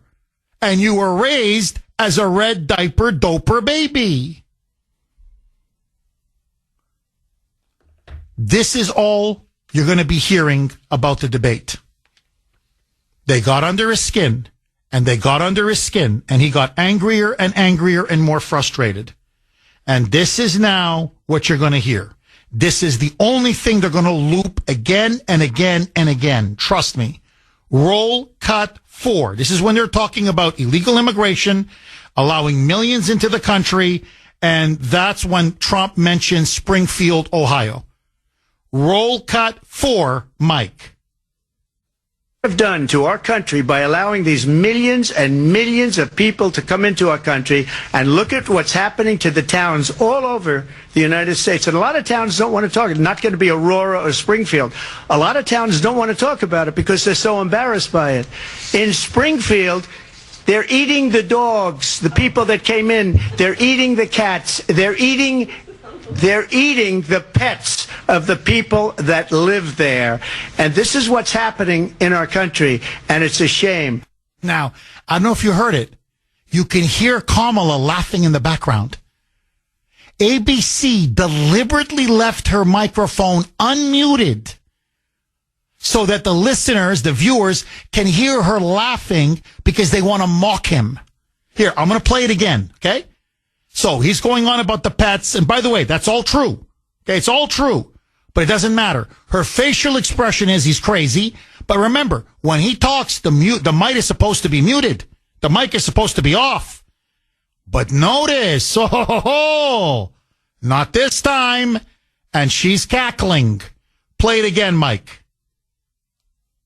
Have done to our country by allowing these millions and millions of people to come into our country, and look at what's happening to the towns all over the United States. And a lot of towns don't want to talk. It's not going to be Aurora or Springfield. A lot of towns don't want to talk about it because they're so embarrassed by it. In Springfield, they're eating the dogs, the people that came in. They're eating the cats. They're eating the pets of the people that live there. And this is what's happening in our country, and it's a shame. Did you hear the cackling in the background? See, that's the coordination over and over again. So now they fact-checked him already on abortion. What, he didn't need to be fact-checked. It was all true. There's David Muir. He's ready. Look at this. They knew he was going to go to Springfield. Here it is, baby. Roll cut 4A. Mike. I just want to clarify here. You bring up Springfield, Ohio, and ABC News did reach out to the city manager there. He told us there had been no credible reports of specific claims of pets being harmed, injured, or abused by individuals within the immigrant community. Well, I've seen people on television. Let me just say here, this is the people on television say my dog was taken and used for food. So maybe he said that, and maybe that's a good thing to say for a city manager. I'm not taking this from television. But the people on television saying their dog was eaten by the people that went there. Again, the Springfield city manager says there's no evidence of that. Vice President Harris, I'll let you respond to the rest of what you've heard. You talk about extreme. Talk about extreme. Unbelievable. Unbelievable. By the way, of course the town manager is going to deny it. Who the hell wants to admit this is happening in their town? Police records. They fact-checked ABC last night. Police in their own records now say they arrested 4 Haitian illegals because they were caught, each of them with 2 ducks and 2 geese. They stole from the park and they ripped their heads off. and they were taking the pets back, or whatever, the ducks and the geese back to eat them. Never mind, we've got pictures, literally, we've got pictures of them walking around with headless ducks and decapitated geese. We've got the effing pictures. And this guy's like, well, we spoke to the town manager. You're a pathetic hack. That's what you are. You're a loser hack. Now, you're going to tell me this is not direct election interference? This is a joke. This is not some network. Honestly, I'd respect him more. Go work for the Democratic National Committee. At least be an honest man about it. If you're going to be an activist and a partisan hack, at least be open and honest about it. Now, listen to Trump quickly, because he made his, again, and then they muted his mic. That's another thing.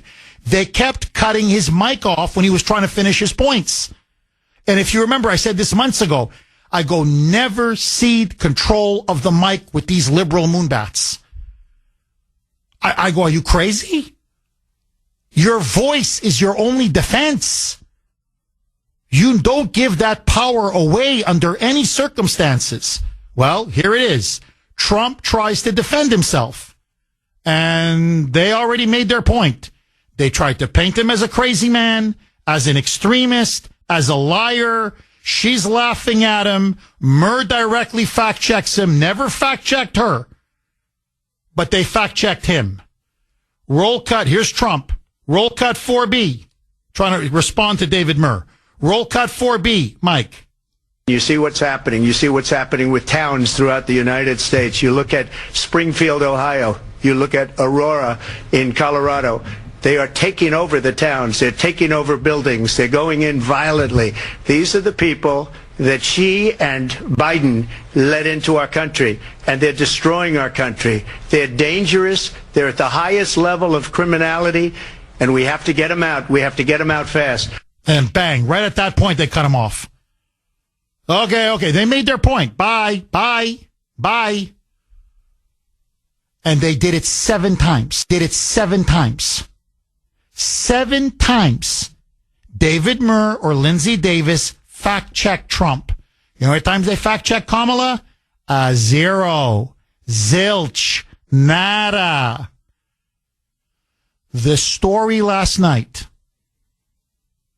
is the death of journalism. Whatever was left, whatever shred of credibility, they have now burned it down. And this was state media, and they went after Trump. It was 3-on-1. I'm just amazed Donald Trump is still standing. 8:20 on the great WRKO. Jeff Kuhner, Boston's Bulldozer. 617-266-6868 is the number. Dan in Plymouth. Thanks for holding, Dan, and welcome. Hey, good morning, Jeff. This is Nurse Dan for Congress. Jeff, the real question is, who's the loser? And it's the American people. After witnessing Kamala's performance last night, I think we're going to see a repeat of what happened with Nixon and Stevenson. I do not think that if Kamala wins, that either Kamala or Tim Walz will finish their terms. I believe that they will both be impeached by the Democrat Party and replaced with better puppets. It's clear last night Kamala can get to a 90-minute debate, but she can't get to a 4-year presidential term. And so I think we're in for rough waters, Jeff. I want to be optimistic, but I think we're in for rough waters, and that's really my piece. Well, you know, Dan, look, what was shocking to me about last night was even with the 2 moderators in her back pocket and, I mean, hand-feeding her and attacking Trump, criticizing Trump, debating Trump, it was 3-on-1. She still, all she had, and if you pay attention to all of her sound bites and her lines and everything, it was literally her DNC speech regurgitated in bits and pieces. And it's her stump speech. The DNC speech has become the stump speech. And that stump speech was last night's debate. So what I'm saying is the woman has 30 minutes in her.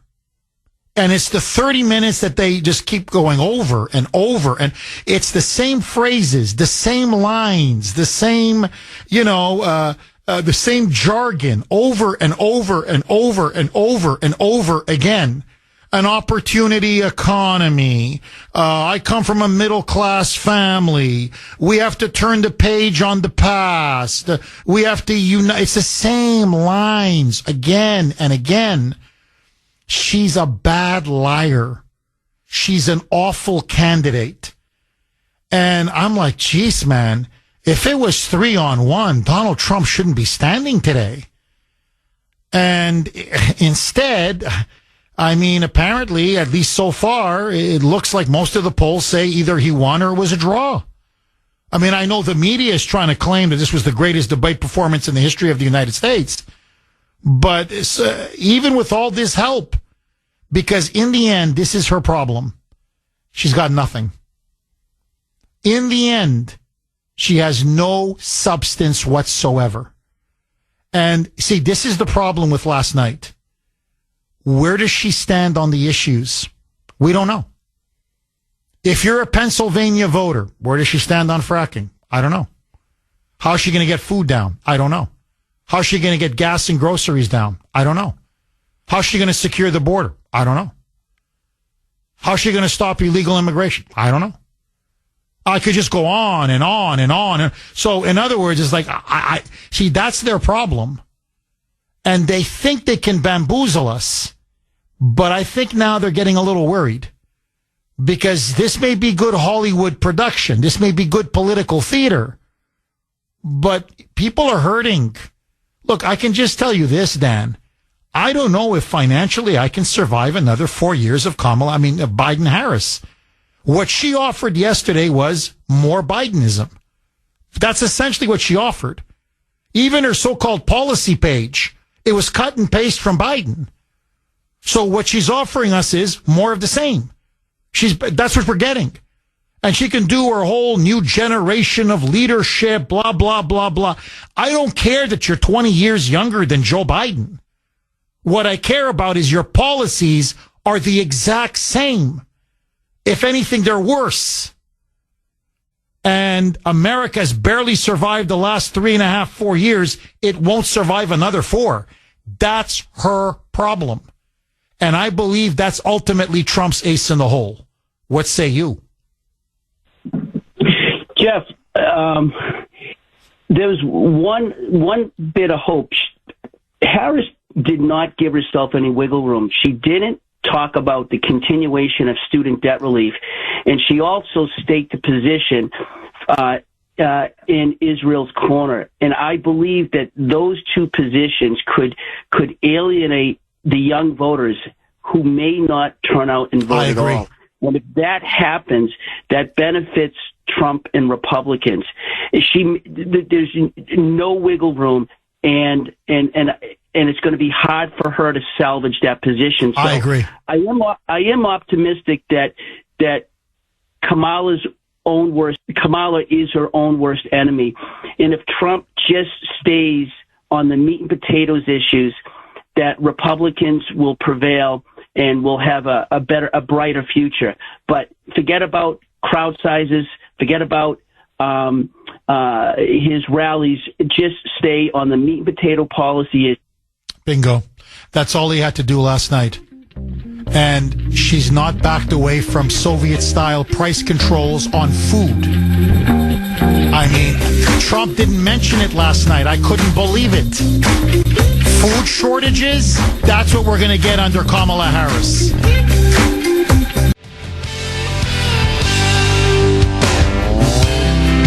She nursed him there. 8:31 on the great WRKO. Jeff Kuhner, Boston's Bulldozer. 617-266-6868 is the number. Okay, so to show you how blatant the election interference by ABC News was last night, here is David Muir, and he's talking, he keeps pushing Trump about, do you regret anything about January 6th. And then he starts going on about election fraud. And he wants Trump to relitigate the 2020 election. In other words, again, everything to favor Kamala. Have him talk about the 2020 election, not about his record as president, not about what's happening under Biden and Harris the last 3.5, 4 years. Let's not talk about that. Let's relitigate the 2020 election. So Trump says, yeah, I believe there was voter fraud. And of course, Murr and Lindsey Davis start laughing, smirking at Trump. Kamala's cackling, laughing at Trump. They're shaking their heads. They can't believe it. And then David Murr reads a Truth Social post by Trump. And in that Truth Social post, Trump says, we're going to get to the bottom of what happened in 2020. And all of those that engaged in fraud and in cheating are going to be prosecuted. Listen now to Murr. He then goes to Kamala Harris. Listen now to this. And this is the question he asks her. Roll cut 6, Mike. He said, when I win, those people who cheated, and then he lists donors, voters, election officials, he says will be prosecuted to the fullest extent of the law, which will include long-term prison sentences. One of your campaign's top lawyers responded saying, we won't let Donald Trump intimidate us. We won't let him suppress the vote. Is that what you believe he's trying to do here? Donald Trump was fired by 81 million people. So let's be clear about that. And clearly he is having a very difficult time processing that. But we cannot afford to have a president of the United States who attempts, as he did in the past, to upend the will of the voters in a free and fair election. I mean, so this is a debate question? Again, as I told you, Donald Trump is horrible. Do you agree, Trump? Are you horrible? Oh, Kamala, is Trump horrible? That was last night. And this is one example of that. Now, listen now to this. So Murr is like then saying, well, yeah, so you think he is trying to, he's trying to intimidate people. He's trying to suppress the vote. Okay. And then Kamala follows up with this. Roll cut 6A, Mike. And I'm going to tell you that I have traveled the world as Vice President of the United States. And world leaders are laughing at Donald Trump. I have talked with military leaders, some of whom worked with you, and they say you're a disgrace. And when you then talk in this way in a presidential debate and deny what over and over again are court cases you have lost because you did in fact lose that election, it leads one to believe that perhaps we do not have in the candidate to my right the temperament or the ability to not be confused about fact. That's deeply troubling, and the American people deserve better. I.e., he's crazy. I.e., and this is what David Plouffe, the former Obama campaign guy who's now running Kamala's campaign, he goes, our goal tonight is to Bidenize Trump. We want to convince the American people, he's losing his marbles, that he's too extreme, too crazy, that he's just not right in the head. And that was there, and the moderators played right into it. It was completely coordinated. So how dare you question a fraudulent election? How dare you question a stolen election? There must be something wrong with you. It was a disgrace. As I said, this wasn't a debate.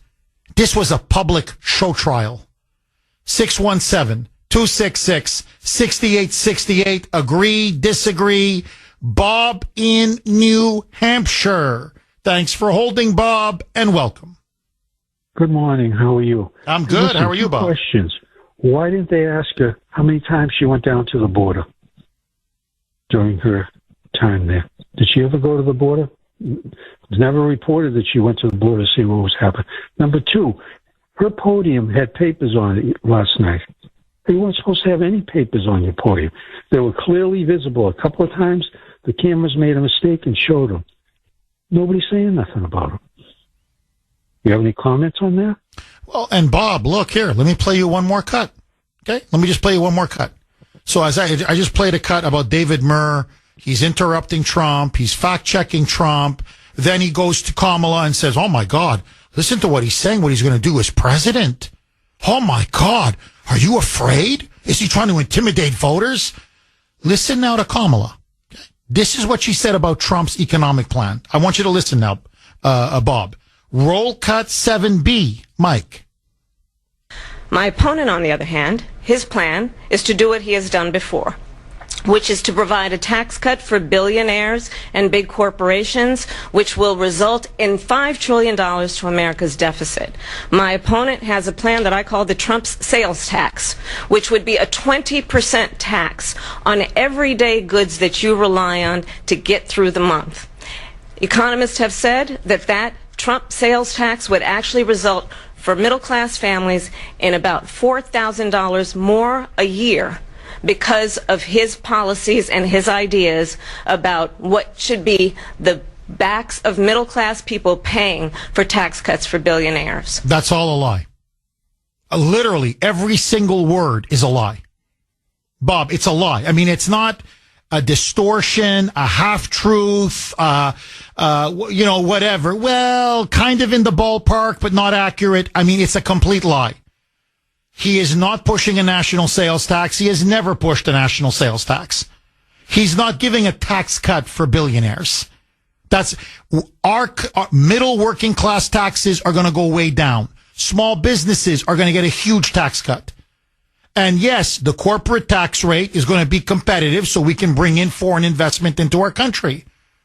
But, and this, it's going to cost middle class families $4,000 more a year. This is a completely made up figure. There's no national sales tax. He's cutting Bob, you're going to be paying less in taxes. Everybody in this audience is going to be paying less in taxes. Everybody. Thousands of dollars less in taxes. And we're all going to be paying $4,000 more in taxes? Where did she come up with this utter horse crap? David Murr said nothing. Lindsay Davis said nothing. I could go on. She said he was going to terminate the Constitution. When? Where? How? Where would you say? Charlottesville. There were fine people on all sides. That's a lie, and you know it's a lie. Blatantly debunked. I could go on and on and on. By the way, he's now responsible for Afghanistan. I can play you that cut. Literally, she stood there to his face and said, the withdrawal, the reason why it was a disaster, it's because of Trump. I mean, even, where was David Murray? Well, I'm sorry, no, Madam Vice President. Hey, the withdrawal took place in August of 2021. I'm sorry. This was after Trump was out of office. He had been out of office now for 8-9 months. How could he be responsible for something when he's a private citizen? Nothing. Nothing. She slandered him. She demonized him. She lied about him. She insulted him. And then she stood there all high and mighty, Bob, all 90 minutes saying he's dividing the country. He's polarizing. He's divisive. He's the one. All you do is insult people. I'm thinking the only one insulting anybody all night has been you. Insulting him, insulting his voters, insulting us, insulting our intelligence. And there's David Murr and Lindsay Davis. They're there to back her. 3-on-1. She lies and lies, and they reinforce her lies. Trump tells the truth, and they're supposedly, quote unquote, fact checking him. Bob, what say you? Still don't. I want to know what those papers were on the podium. Well, I think that no, those were clearly cheat sheets. I think there's no question. And look, I don't know how true this is. I can just tell you it's all over social media, Bob. Okay? Please look it up. She wore these special kind of earrings. I'm just telling you now, when I mean it's millions of people are now talking about this.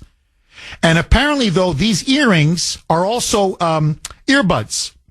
They look like earrings. They're nice like earrings, but they're actual earbuds where you can hear either play music on it or have somebody talk in your ear. And everybody's saying, they're pointing literally to the earrings and comparing it to what you can buy. It's these earbuds / earrings. And they're saying she sounded an awful like Barack Obama. Because was Barack Obama in her ear? Was somebody talking in her ear last night? Because her answers were incredibly well scripted and well rehearsed. So either she got the questions ahead of time, which I believe she did, and then they gave her the script in front of her for her to read, or somebody was talking in her ear. But I'm telling you, that debate last night, that wasn't a debate. That wasn't kosher. That was a rigged show trial. And Donald Trump was public enemy numero uno. 8:49 on the great WRKO. Jeff Kuhner, Boston's bulldozer. Kevin in North Carolina. Thanks for holding, Kevin, and welcome. Hey, Jeff, how's it going this morning? Very, very good, Kevin. As you can tell, I'm fired up and ready to go. Yeah, me too, my friend, me too. So I typically don't call into radio shows. I'm kind of a nervous guy, so I don't, I get nervous when I speak. But so if I bumble or fumble my words, I apologize. Don't be nervous, Kevin. Don't worry. You're among friends. Trust me. Just think of it as a phone call to the Kuhner man, two buddies, just shooting the breeze about last night's debate. Go ahead, Kevin. All right. Well, I appreciate that. So I kind of feel for Trump. I mean, when he starts to speak, or when he's debating somebody and everything they spew are lies, he has every reason to get upset. I think I have maybe a solution for that. So it would be good for the candidates at the next debate. They'd be able to sit. And my solution is, and don't laugh, if we take a lie detector and we integrate that with an electric chair, when the debaters are asking them questions, we give them a mild shock when we sense that they're lying. And we do that over time until death ensues. I mean, don't you think that would stop the lying and that would make all of the candidates more honest? Yes, it would. It would stop the lying, Kevin. The problem is 99.9% of the politicians wouldn't do any debates. We'd have no debates. Here, look, Kevin, here. Okay, here, I'm going to play a cut. Okay. I want you to react to it. This is her in last night's debate. Now, of course, the moderators had to ask about January 6th, and they wouldn't let it go. And David Murr is going on, but do you have any regrets about that day? And Trump is trying to explain to him what happened on that day. And he's like, but don't you have any regrets? And Trump's like, no, and let me explain to you why. Well, listen now to Kamala. Because then David Murr goes to Kamala, and he goes, Trump has no regrets. What say you, Kamala? Roll cut 9B. Mike. I was at the Capitol on January 6th. I was the vice president-elect. I was also an acting senator. I was there. And on that day, the president of the United States incited a violent mob to attack our nation's capital, to desecrate our nation's capital. On that day, 140 law enforcement officers were injured, and some died. And understand, the former president has been indicted and impeached for exactly that reason. Now, under your rules, she'd be fried chicken right now. I'm telling you, she would have been fried. Under your rules, they would have fried her. She wouldn't have made it past, what was it, a 35-second answer? It would have been zzz, and then zzz, and then zzz, and then zzz, and that's it. She's gone. I mean, under your rules, Kevin, she was not at the Capitol on January 6th. That's been a well-documented lie. She was at the Democratic National Committee. She wasn't even at the Capitol. That's lie number one. Lie number 2, Trump never incited a violent mob. As he said again yesterday, I said patriotically and peacefully. What's wrong with you people? So she'd be frying up right away. Smoke would be coming out of her hair. Okay? But let that go. The big one. What officers were killed on January 6th? Not a single police officer was killed on January 6th. Biden has repeated that lie hundreds of times. Kamala has repeated that lie hundreds of times. The only people that were killed on that day were Trump supporters. Ashley Babbitt, Roseanne Boyland, and multiple others. Trump supporters were murdered. Not one police officer was killed. And they know that. David Muir knows that. Lindsey Davis knows that. And of course, Kamala knows that. But they lie. And the perception they gave last night, Kevin, is that the only honest man on that stage, everything he said was 1,000% true. Everything. You may not have liked that he was angry. You may not have liked that he seemed to ramble a little bit. You may not like the fact that it wasn't his best debate performance. You may not like the fact that he seemed angry and frustrated and flustered at times and lost his cool. I agree on all counts. But he never said anything that was a lie. He wouldn't have been shocked once under your system. Not even a little zzz, not even a little one. Zzz, not even. Everything he said was the God's honest truth. And yet the media is claiming Trump is the liar. And now we're watching right in front of our eyes the second coming of Abraham Lincoln. Lincoln was a brilliant debater. That apparently now we've never had a debater like this since Abraham Lincoln. So, Kevin, to answer your question, no way in hell would they agree to be having a lie detector test tied up to some electrocution system. Because it would be death row every day up on Capitol Hill. Final word to you, Kevin.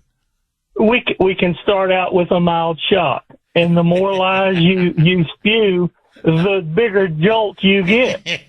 And let's see how many politicians actually sign up for that debate.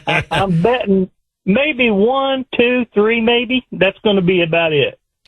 So. And can I be brutally honest with you, all kidding aside? J.D. Vance and Donald Trump would sign up. I'm telling you they would. Because they don't lie. They just don't lie.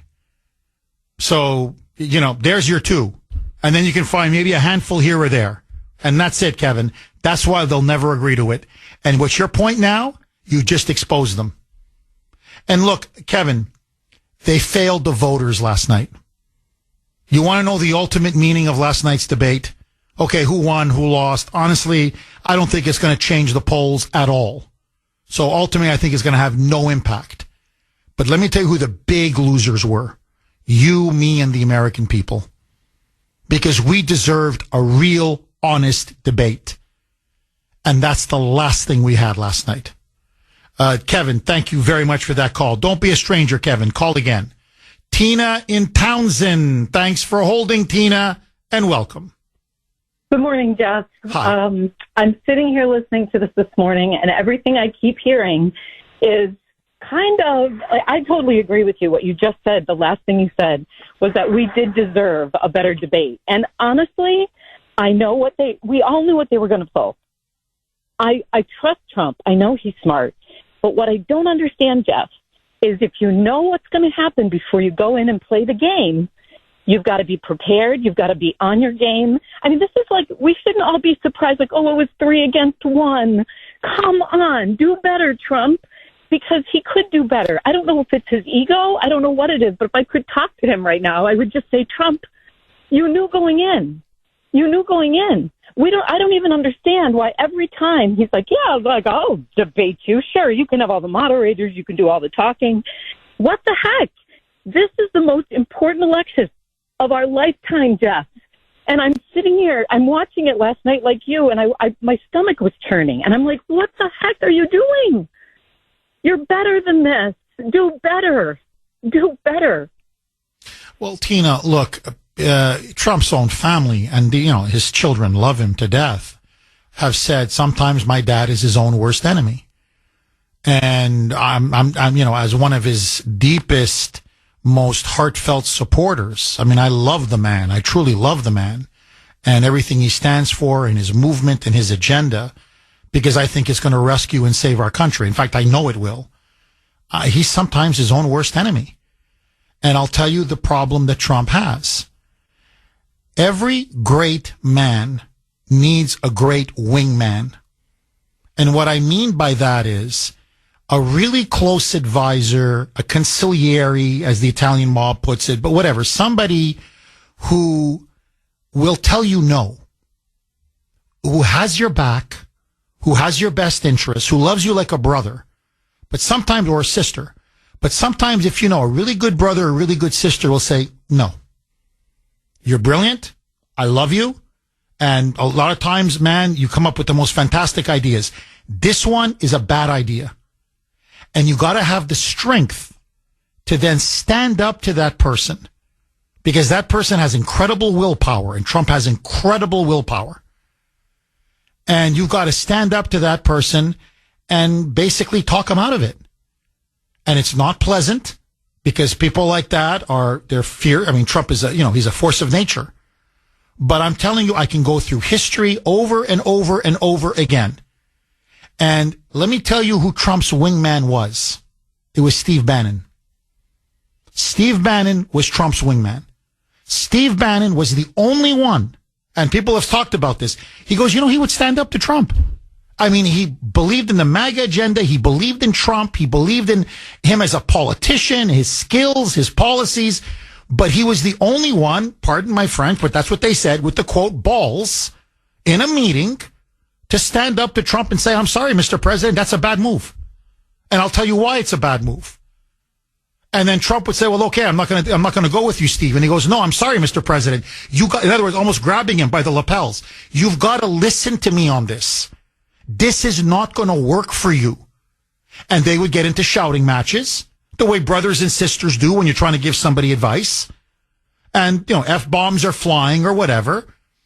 But then you respect that person enough that you make up after a while. It's a very difficult relationship. It's very, very hard to do. Well, Bannon was the guy, if you remember, that really helped Trump win in 2016. Bannon would not have allowed Donald Trump to step into that ambush last night. I'm telling you, he wouldn't.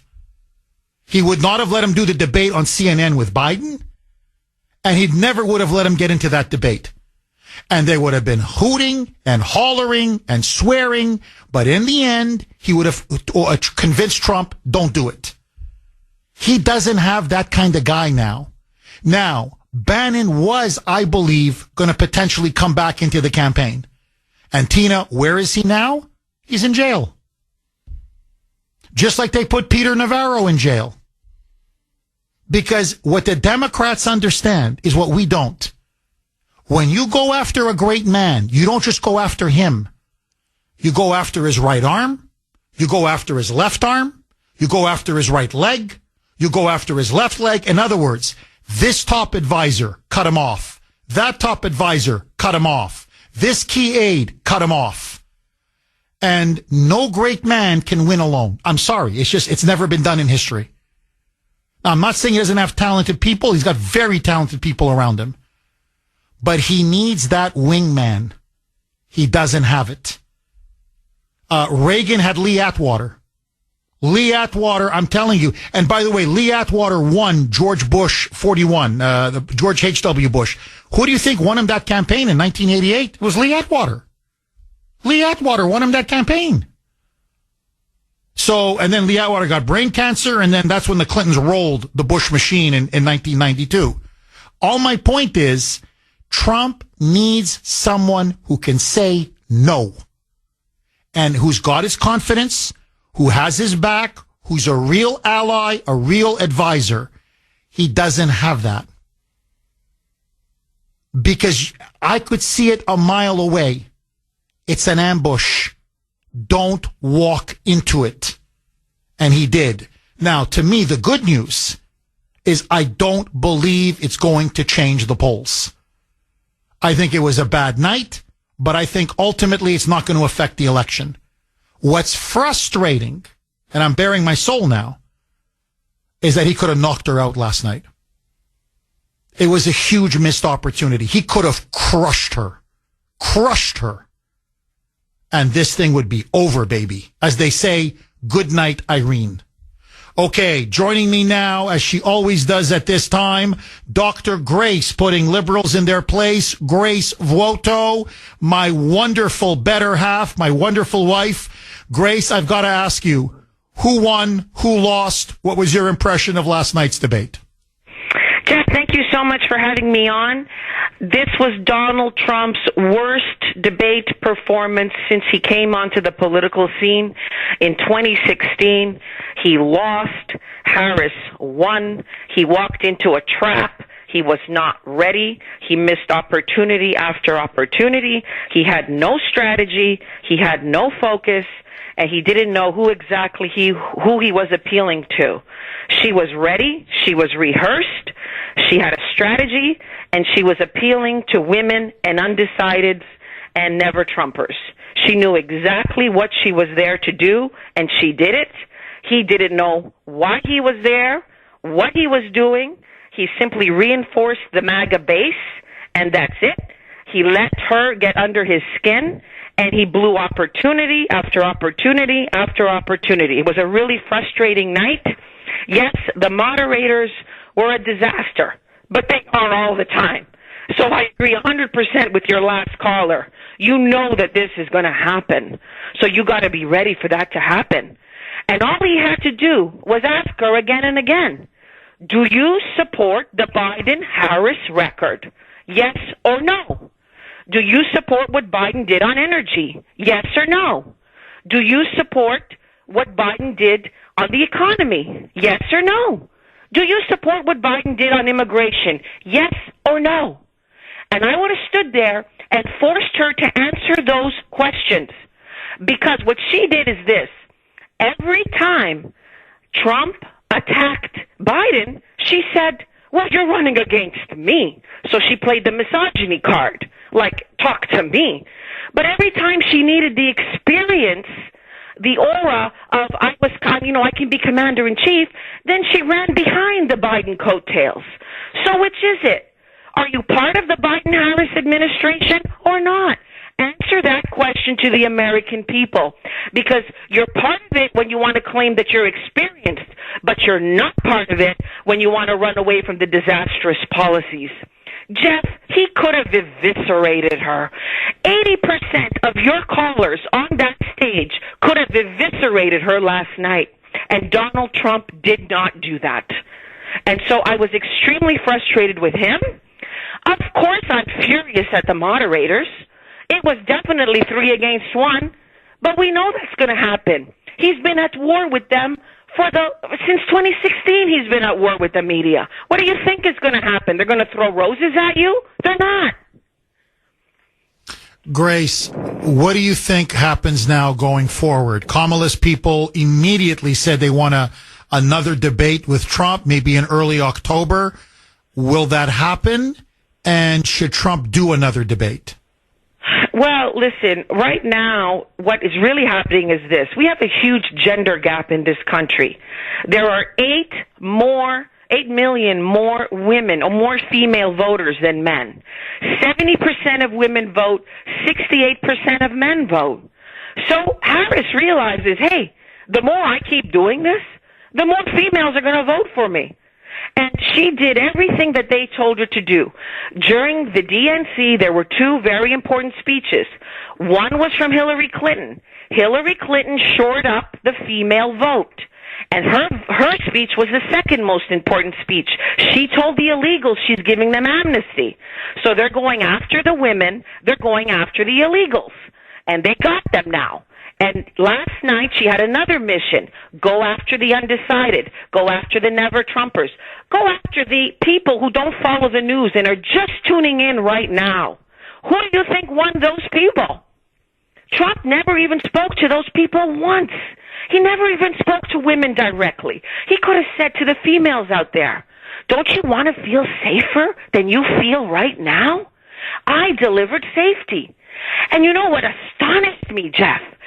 Donald Trump presided over one of the most peaceful eras in foreign policy in living memory.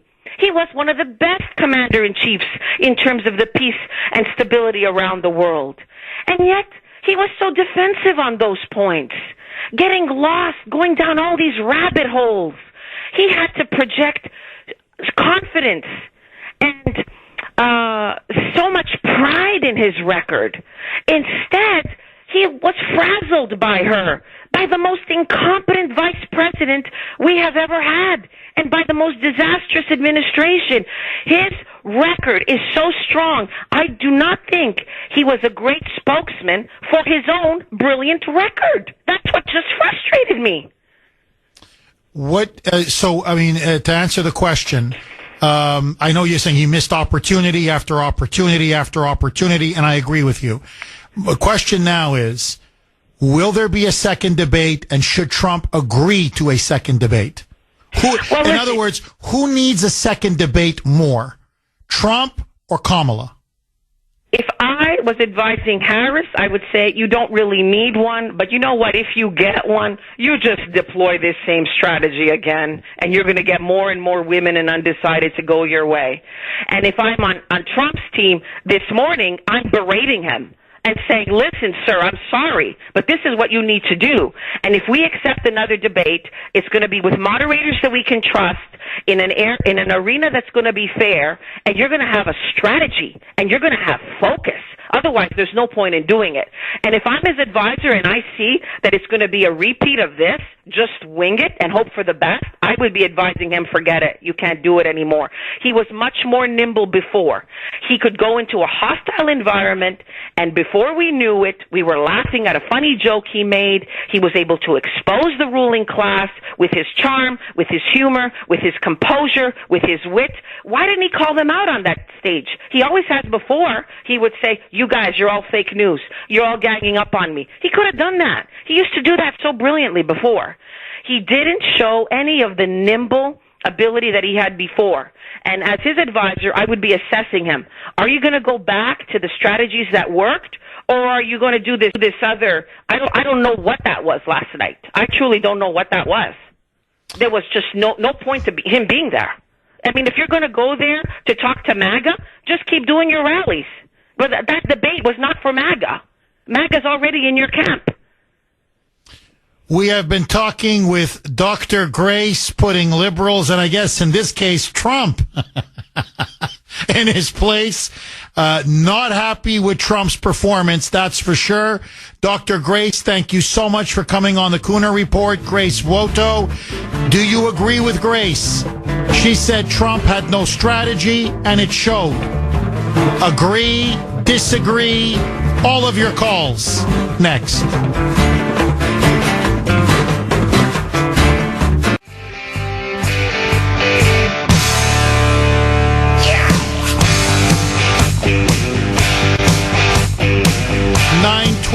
On the great WRKO, Jeff Kuhner, Boston's bulldozer, cleaning up the liberal bull. Okay, let me ask you, because Grace opened that door, and I think it's the door to open now.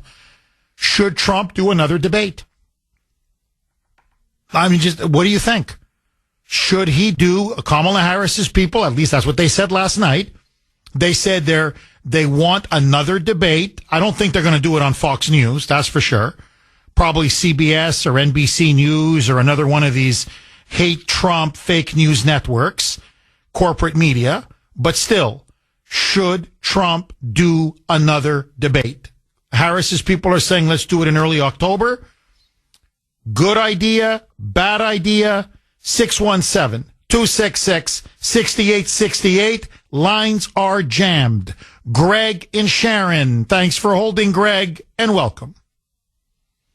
My call. Before I get started, I'd just like to thank the brave men and women who risked their lives on 9/11. That day will still go down in history. I was fortunate enough to have breakfast with my two young boys, and I realized, what day it is today, and I really tried to get my point across to them that we are so lucky to live in this country. And, you know, there's moments like this where we have to reflect back on just how special it is to live in this country, yes. and really the brave moment that, yes, you know, and to commemorate the victims and their families and all those who sacrificed their lives. And look, I'll never forget that day, Greg. I'm telling you, I'll never forget it. And you know, I can't believe it happened. I mean, I know it's 23 years ago, but I just can't believe it happened. I'll never till the day I die. I'll never forget it. Greg, very well said. Please go ahead. Sorry. Look, and to follow that up, every MAGA person out there that's on the line, that's listening, you got what you deserve last night. I've been saying it for years. This guy needs to go off in the sunset, hang his hat, and let the next person on the stage. He was unprepared. He was a child.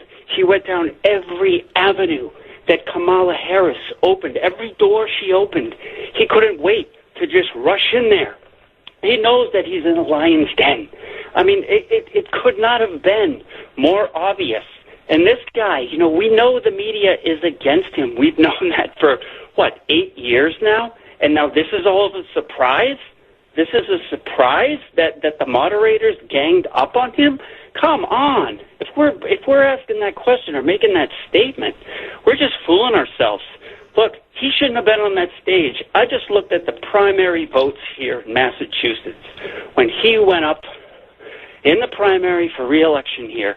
And you know what? He won in a landslide. And again, all of you people who are just so obsessed with this guy, look, this is what we have. This is what we got. And I'll tell you, you gotta let it go.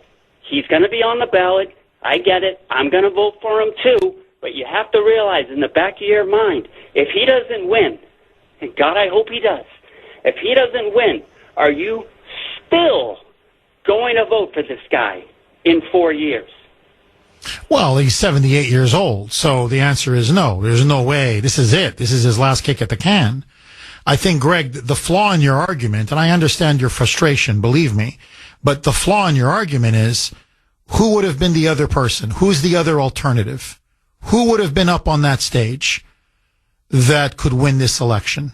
Give me a name. Give me a candidate. Haley, she would have. Nikki Haley is no different than Kamala Harris on so many issues. This idea, first of all, Nikki Haley would get crushed by this machine. This is, I think, the flaw that everybody makes. You see, all of you think that they're going to get Trump's voters by putting up this reckless warmongering neocon. You think Robert F. Kennedy Jr. would have crossed over for Nikki Haley? You think Tulsi Gabbard would have crossed over for Nikki Haley? You think Elon Musk would have endorsed Nikki Haley? You think all these working class Democrats that are now flocking into the Republican Party by the tens of millions because of Trump's MAGA agenda would have gone for she wants World War III against Russia in Ukraine. The woman is a whack job. She's Dick Cheney in pantsuits. I mean, you talk about 9/11. She's everything that was wrong about 9/11. She supports the Patriot Act, surveillance on Americans. She backed the Iraq War, one of the biggest disasters in American history. She backs free trade with China, which has destroyed our country, our manufacturing, and our economy. On immigration, she's for amnesty. She's for comprehensive immigration reform.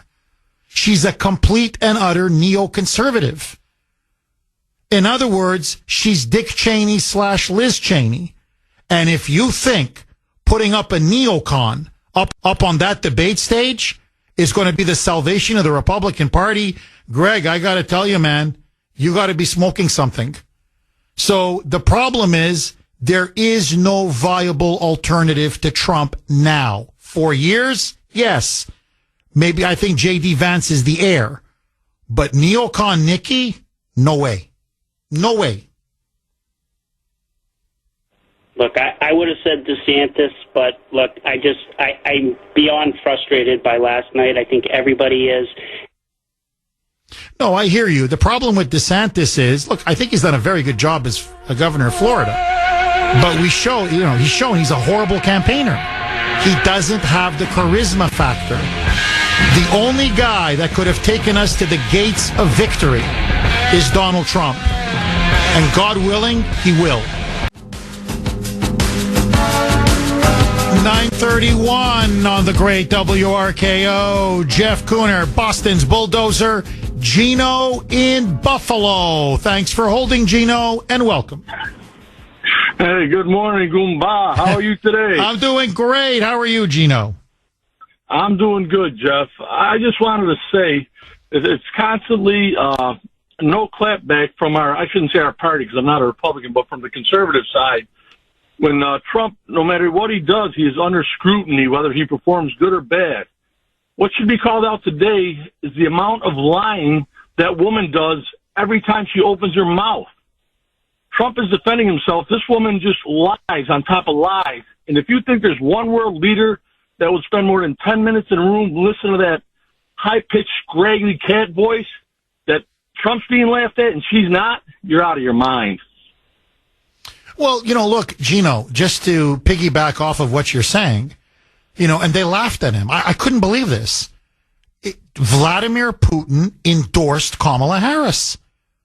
You can look, Gino, don't take my word for it. Literally, just go, Google will even admit it. Go Vladimir Putin, Kamala Harris. He held a big press conference in Russia, and he was laughing at her. He was mocking her. He was dripping with condescension. He could barely, he was like licking his chops. He can barely hide the fact that he can't wait for her to come into the White House. He's like, I can't believe you're going to put this woman in the White House. He was like, I just can't believe it. And so Trump said, well, you're going on about how I love these dictators and these dictators love me. How come they're endorsing you? Putin came out and endorsed you. And she's laughing, cackling. And Murr is shaking his head, and Lindsey Davis is shaking their head, and I'm looking at that, and I'm like, what are you shaking your heads for? It's all true. And you're right. She lied again and again and again. But Gino, it's even more than the lies. Look, say what you want. This is the one area I disagree with my wife, okay, with Grace, respectfully disagree with her. Did he have a strategy? No. Did he come in there unprepared? No question. Did he? I don't think it was his worst debate. But anyway, was it a bad debate? Yes. Okay. It wasn't his best debate. There's no question. But, say what you want. There's meat on the bone. Even last night, you know where he stands. You're going to get a massive tax cut. He's going to slash regulations. He's going to secure that border and start deporting all these illegals. He's going to give us peace in Russia and Ukraine. He's going to reimpose massive sanctions and containment on Iran. He's going to end the war between Israel and Hamas. He's going to drill, baby, drill. Energy is going to go way down in terms of cost. In other words, you know what he stands for. He's a plain-spoken, honest man. She, on the other hand, is a completely phony, fake, insincere, lying fraud of a politician. And, maybe Hollywood thinks this is great stuff with her hair and her white teeth and those crazy facial expressions. But again, this is the fundamental problem. Grace said, well, she appeals to women. On what? She appeals to independence. On what? On what? No, really, honestly, on what? What concretely, what did she propose yesterday that will make anybody's life better? Remember, I'm a steel worker in Pennsylvania, Gino. I'm an auto worker in Detroit. I can barely make my bills. I'm treading water. Inflation is strangling me. I'm worried now that my job is going to be gone, that they're going to outsource the auto industry, which is going to happen if she wins. They're going to shut down coal production. Steel is going to be outsourced. All these pipeline jobs are going to be lost. And I'm listening to her and I'm like, what does she say? What does she appeal to me for? If I'm a mom at home and my grocery costs are going down, how? My bills are going down, how? What is she going to do to make me safe? Nothing. She has nothing to offer. And that's why ultimately, Gino, God is my witness. The biggest loser last night wasn't Donald Trump, far from it. It wasn't even ABC News, although I think their reputation is never going to recover from this.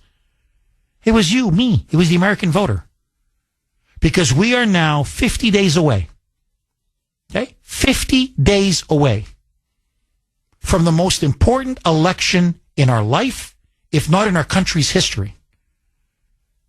And one of the two major candidates, we don't know what her policies are. We literally don't know. Everything she said she believed in, now she's claiming no, she's reversed herself. And nobody last night, which is the job of a journalist, could you explain why you were for fracking until now you were against fracking until now you're for it? Could you explain? I mean, you've been the border czar. So what have you been doing to now that's changed all of a sudden that you support the border wall? You're right, Sandy. They asked some questions and she didn't answer. But my point is, a good journalist goes after her and says, no, I'm sorry, you didn't answer the question. You now support a border wall, but you called it a vanity project. You've been calling it literally till a month ago. Like, could you explain why did you? Now, they know the answer. The answer is political expedience. Just say something to get her to win because Trump's policies are popular. See, the border wall, popular. Fracking, popular. Deporting illegals, popular. Driving down the costs of energy, popular. Tackling inflation, popular. So say what you got to say just to get elected. But they're not asking her the honest question. I'm sorry. No. You've changed on every position practically. You co-sponsored the very bill, Medicare for All. Bernie Sanders' socialist health care bill. You were the co-sponsor. It was you and Bernie. You want to wipe out all private health insurance in the United States. All of it. Why? Like, you were for it until literally 6 weeks ago. What changed? Now, that's the job of a press. That's the job of a media. A voter has to be informed. When you go to that ballot box, you have to know. Candidate A believes this. Candidate B believes this. For the good of the country, I'm going to vote either A or B. They're deliberately obscuring and hiding what candidate B, in this case, Comrade Kamala, believes. This wasn't a debate. This was a snow job to help Kamala get into the White House. And they lectured us about democracy. The only people now that are betraying our democracy are the Democrats and the media. Now, Gino, if you're not honest enough to tell me what you really believe in as a politician, never mind to be the next president of the United States, you don't have the right to my vote. That's why I keep saying over and over again, I'm sorry, she's insulting you. Every voter, she's insulting you. When she gets up there and won't explain her position on fracking, won't explain her position on the border, won't explain her position on sex change operations for illegal aliens and criminals, won't stand there now. Now she's for tips, no taxes on tips. Are you kidding me? If she won't explain the basic positions that she's supposed to have as a politician, forget not getting my vote. You don't deserve to be on that stage. That's why I believe it was a hollow debate and there's going to be no bump for her. The media is crowing. Look, I'll tell you right now, CNN, she baited him on his crowd size. She baited him all night. Yeah, that's good for them to try do a dance on Trump's on his political head to mock him and take cheap shots at him. But what about the American voter? This is our future, man. It's our country. It's our children. It's our grandchildren. So, yeah, the elites think she won. The peasants are asking, what's in it for us? What does she offer us? Nothing. That's her problem. And last night did not change that. Final word to you, Gino. Yeah, I just want to say, Jeff, her lies about growing up middle class need to be exposed. And also, we do know all her policy positions, because as soon as she becomes president, Lord forbid, she will be right back to the Green New Deal and doing everything she said she did. She only said she went against, or she's for all the things she's for now so she can be elected. But her values have not changed. So that means if she gets in office, we are screwed, because she will be right back in bed with the dirtbags that are trying to ruin our country. Gino, to add to what you're saying, and you're right, you know how we know she's a far leftist and hasn't changed her stripes? Her first choice, Tim Walz. The most radical left-wing governor in the entire country. That's who she picked to be her number 2. Case closed. Gino, thank you very much for that call. Jerry on the Cape, thanks for holding, Jerry. And as always, welcome. Comrade. Comrade, how are you, my friend? You see our comrade last night? Oh. Very good last night. Very good deception, comrade. She did very good for party. I think getting really, really overwrought about this. I'm not that overwrought about it. And Bob in Buffalo, didn't he ask about the papers that were on the podium? Yes. They were allowed to have a pen and a piece of paper to make notes for themselves.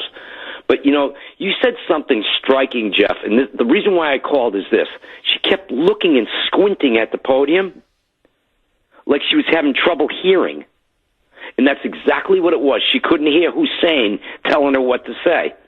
And she could hear some stuff, and she was jotting it down. Do you remember when she was doing it? It happened like 5 times last night. Yes.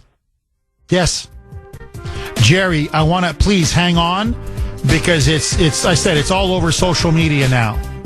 Was she wearing hearing earpieces?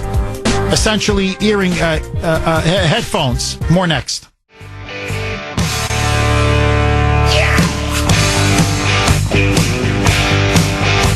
9:49 on the great WRKO. Jeff Kuhner, Boston's Bulldozer. 617-266-6868 is the number. Okay, now this is what I'm talking about, okay?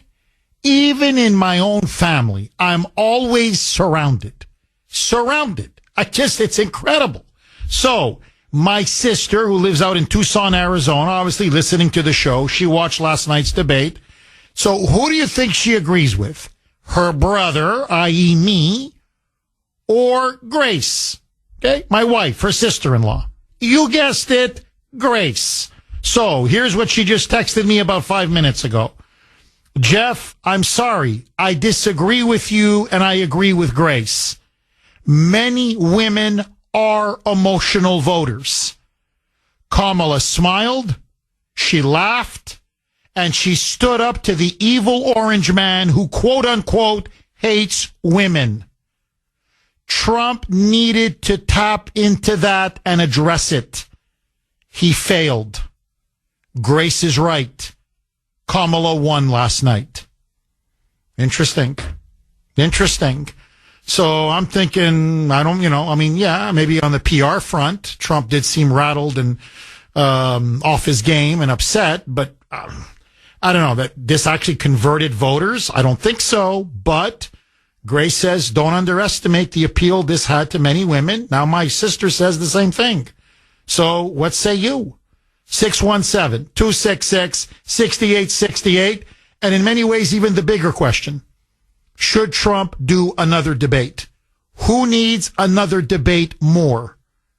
Trump or Kamala? Nick in Weymouth. Thanks for holding, Nick, and welcome. How you doing, Jeff? As Grace said, lots of missed opportunities. Everything she brought up, and by the way, they coordinated the questions that they fed her with the fact-checking that they were going to do.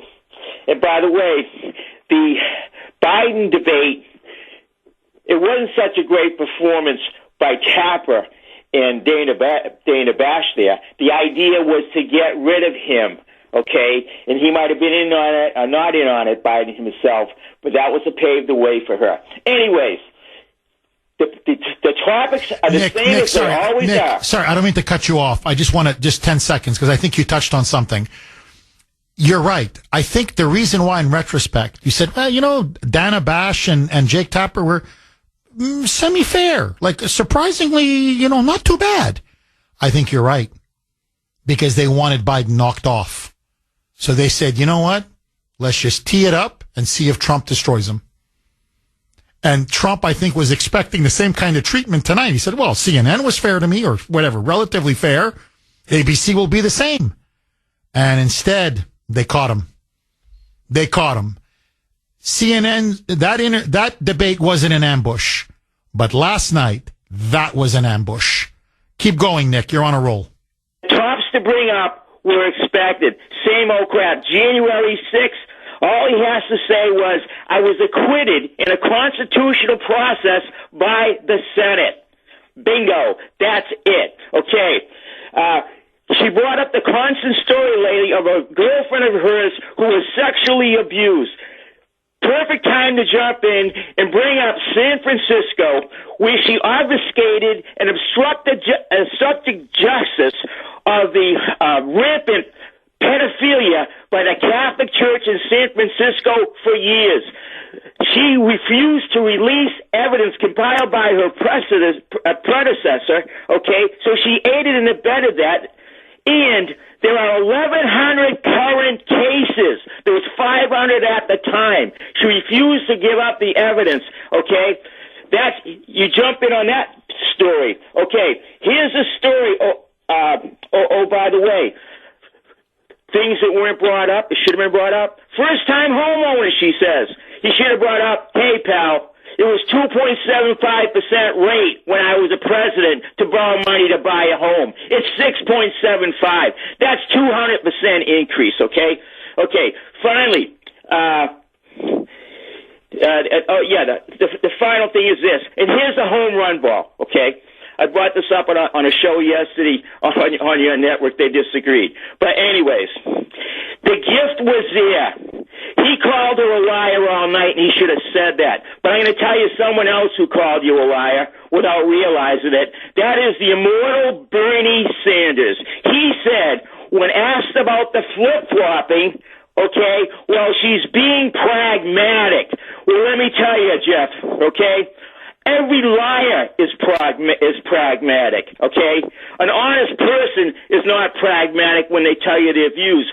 He said that she was saying these things to get elected. Bingo. You're right. Trump could have used Bernie against her, saying, look, Bernie knows her values haven't changed, as she said in the interview with CNN.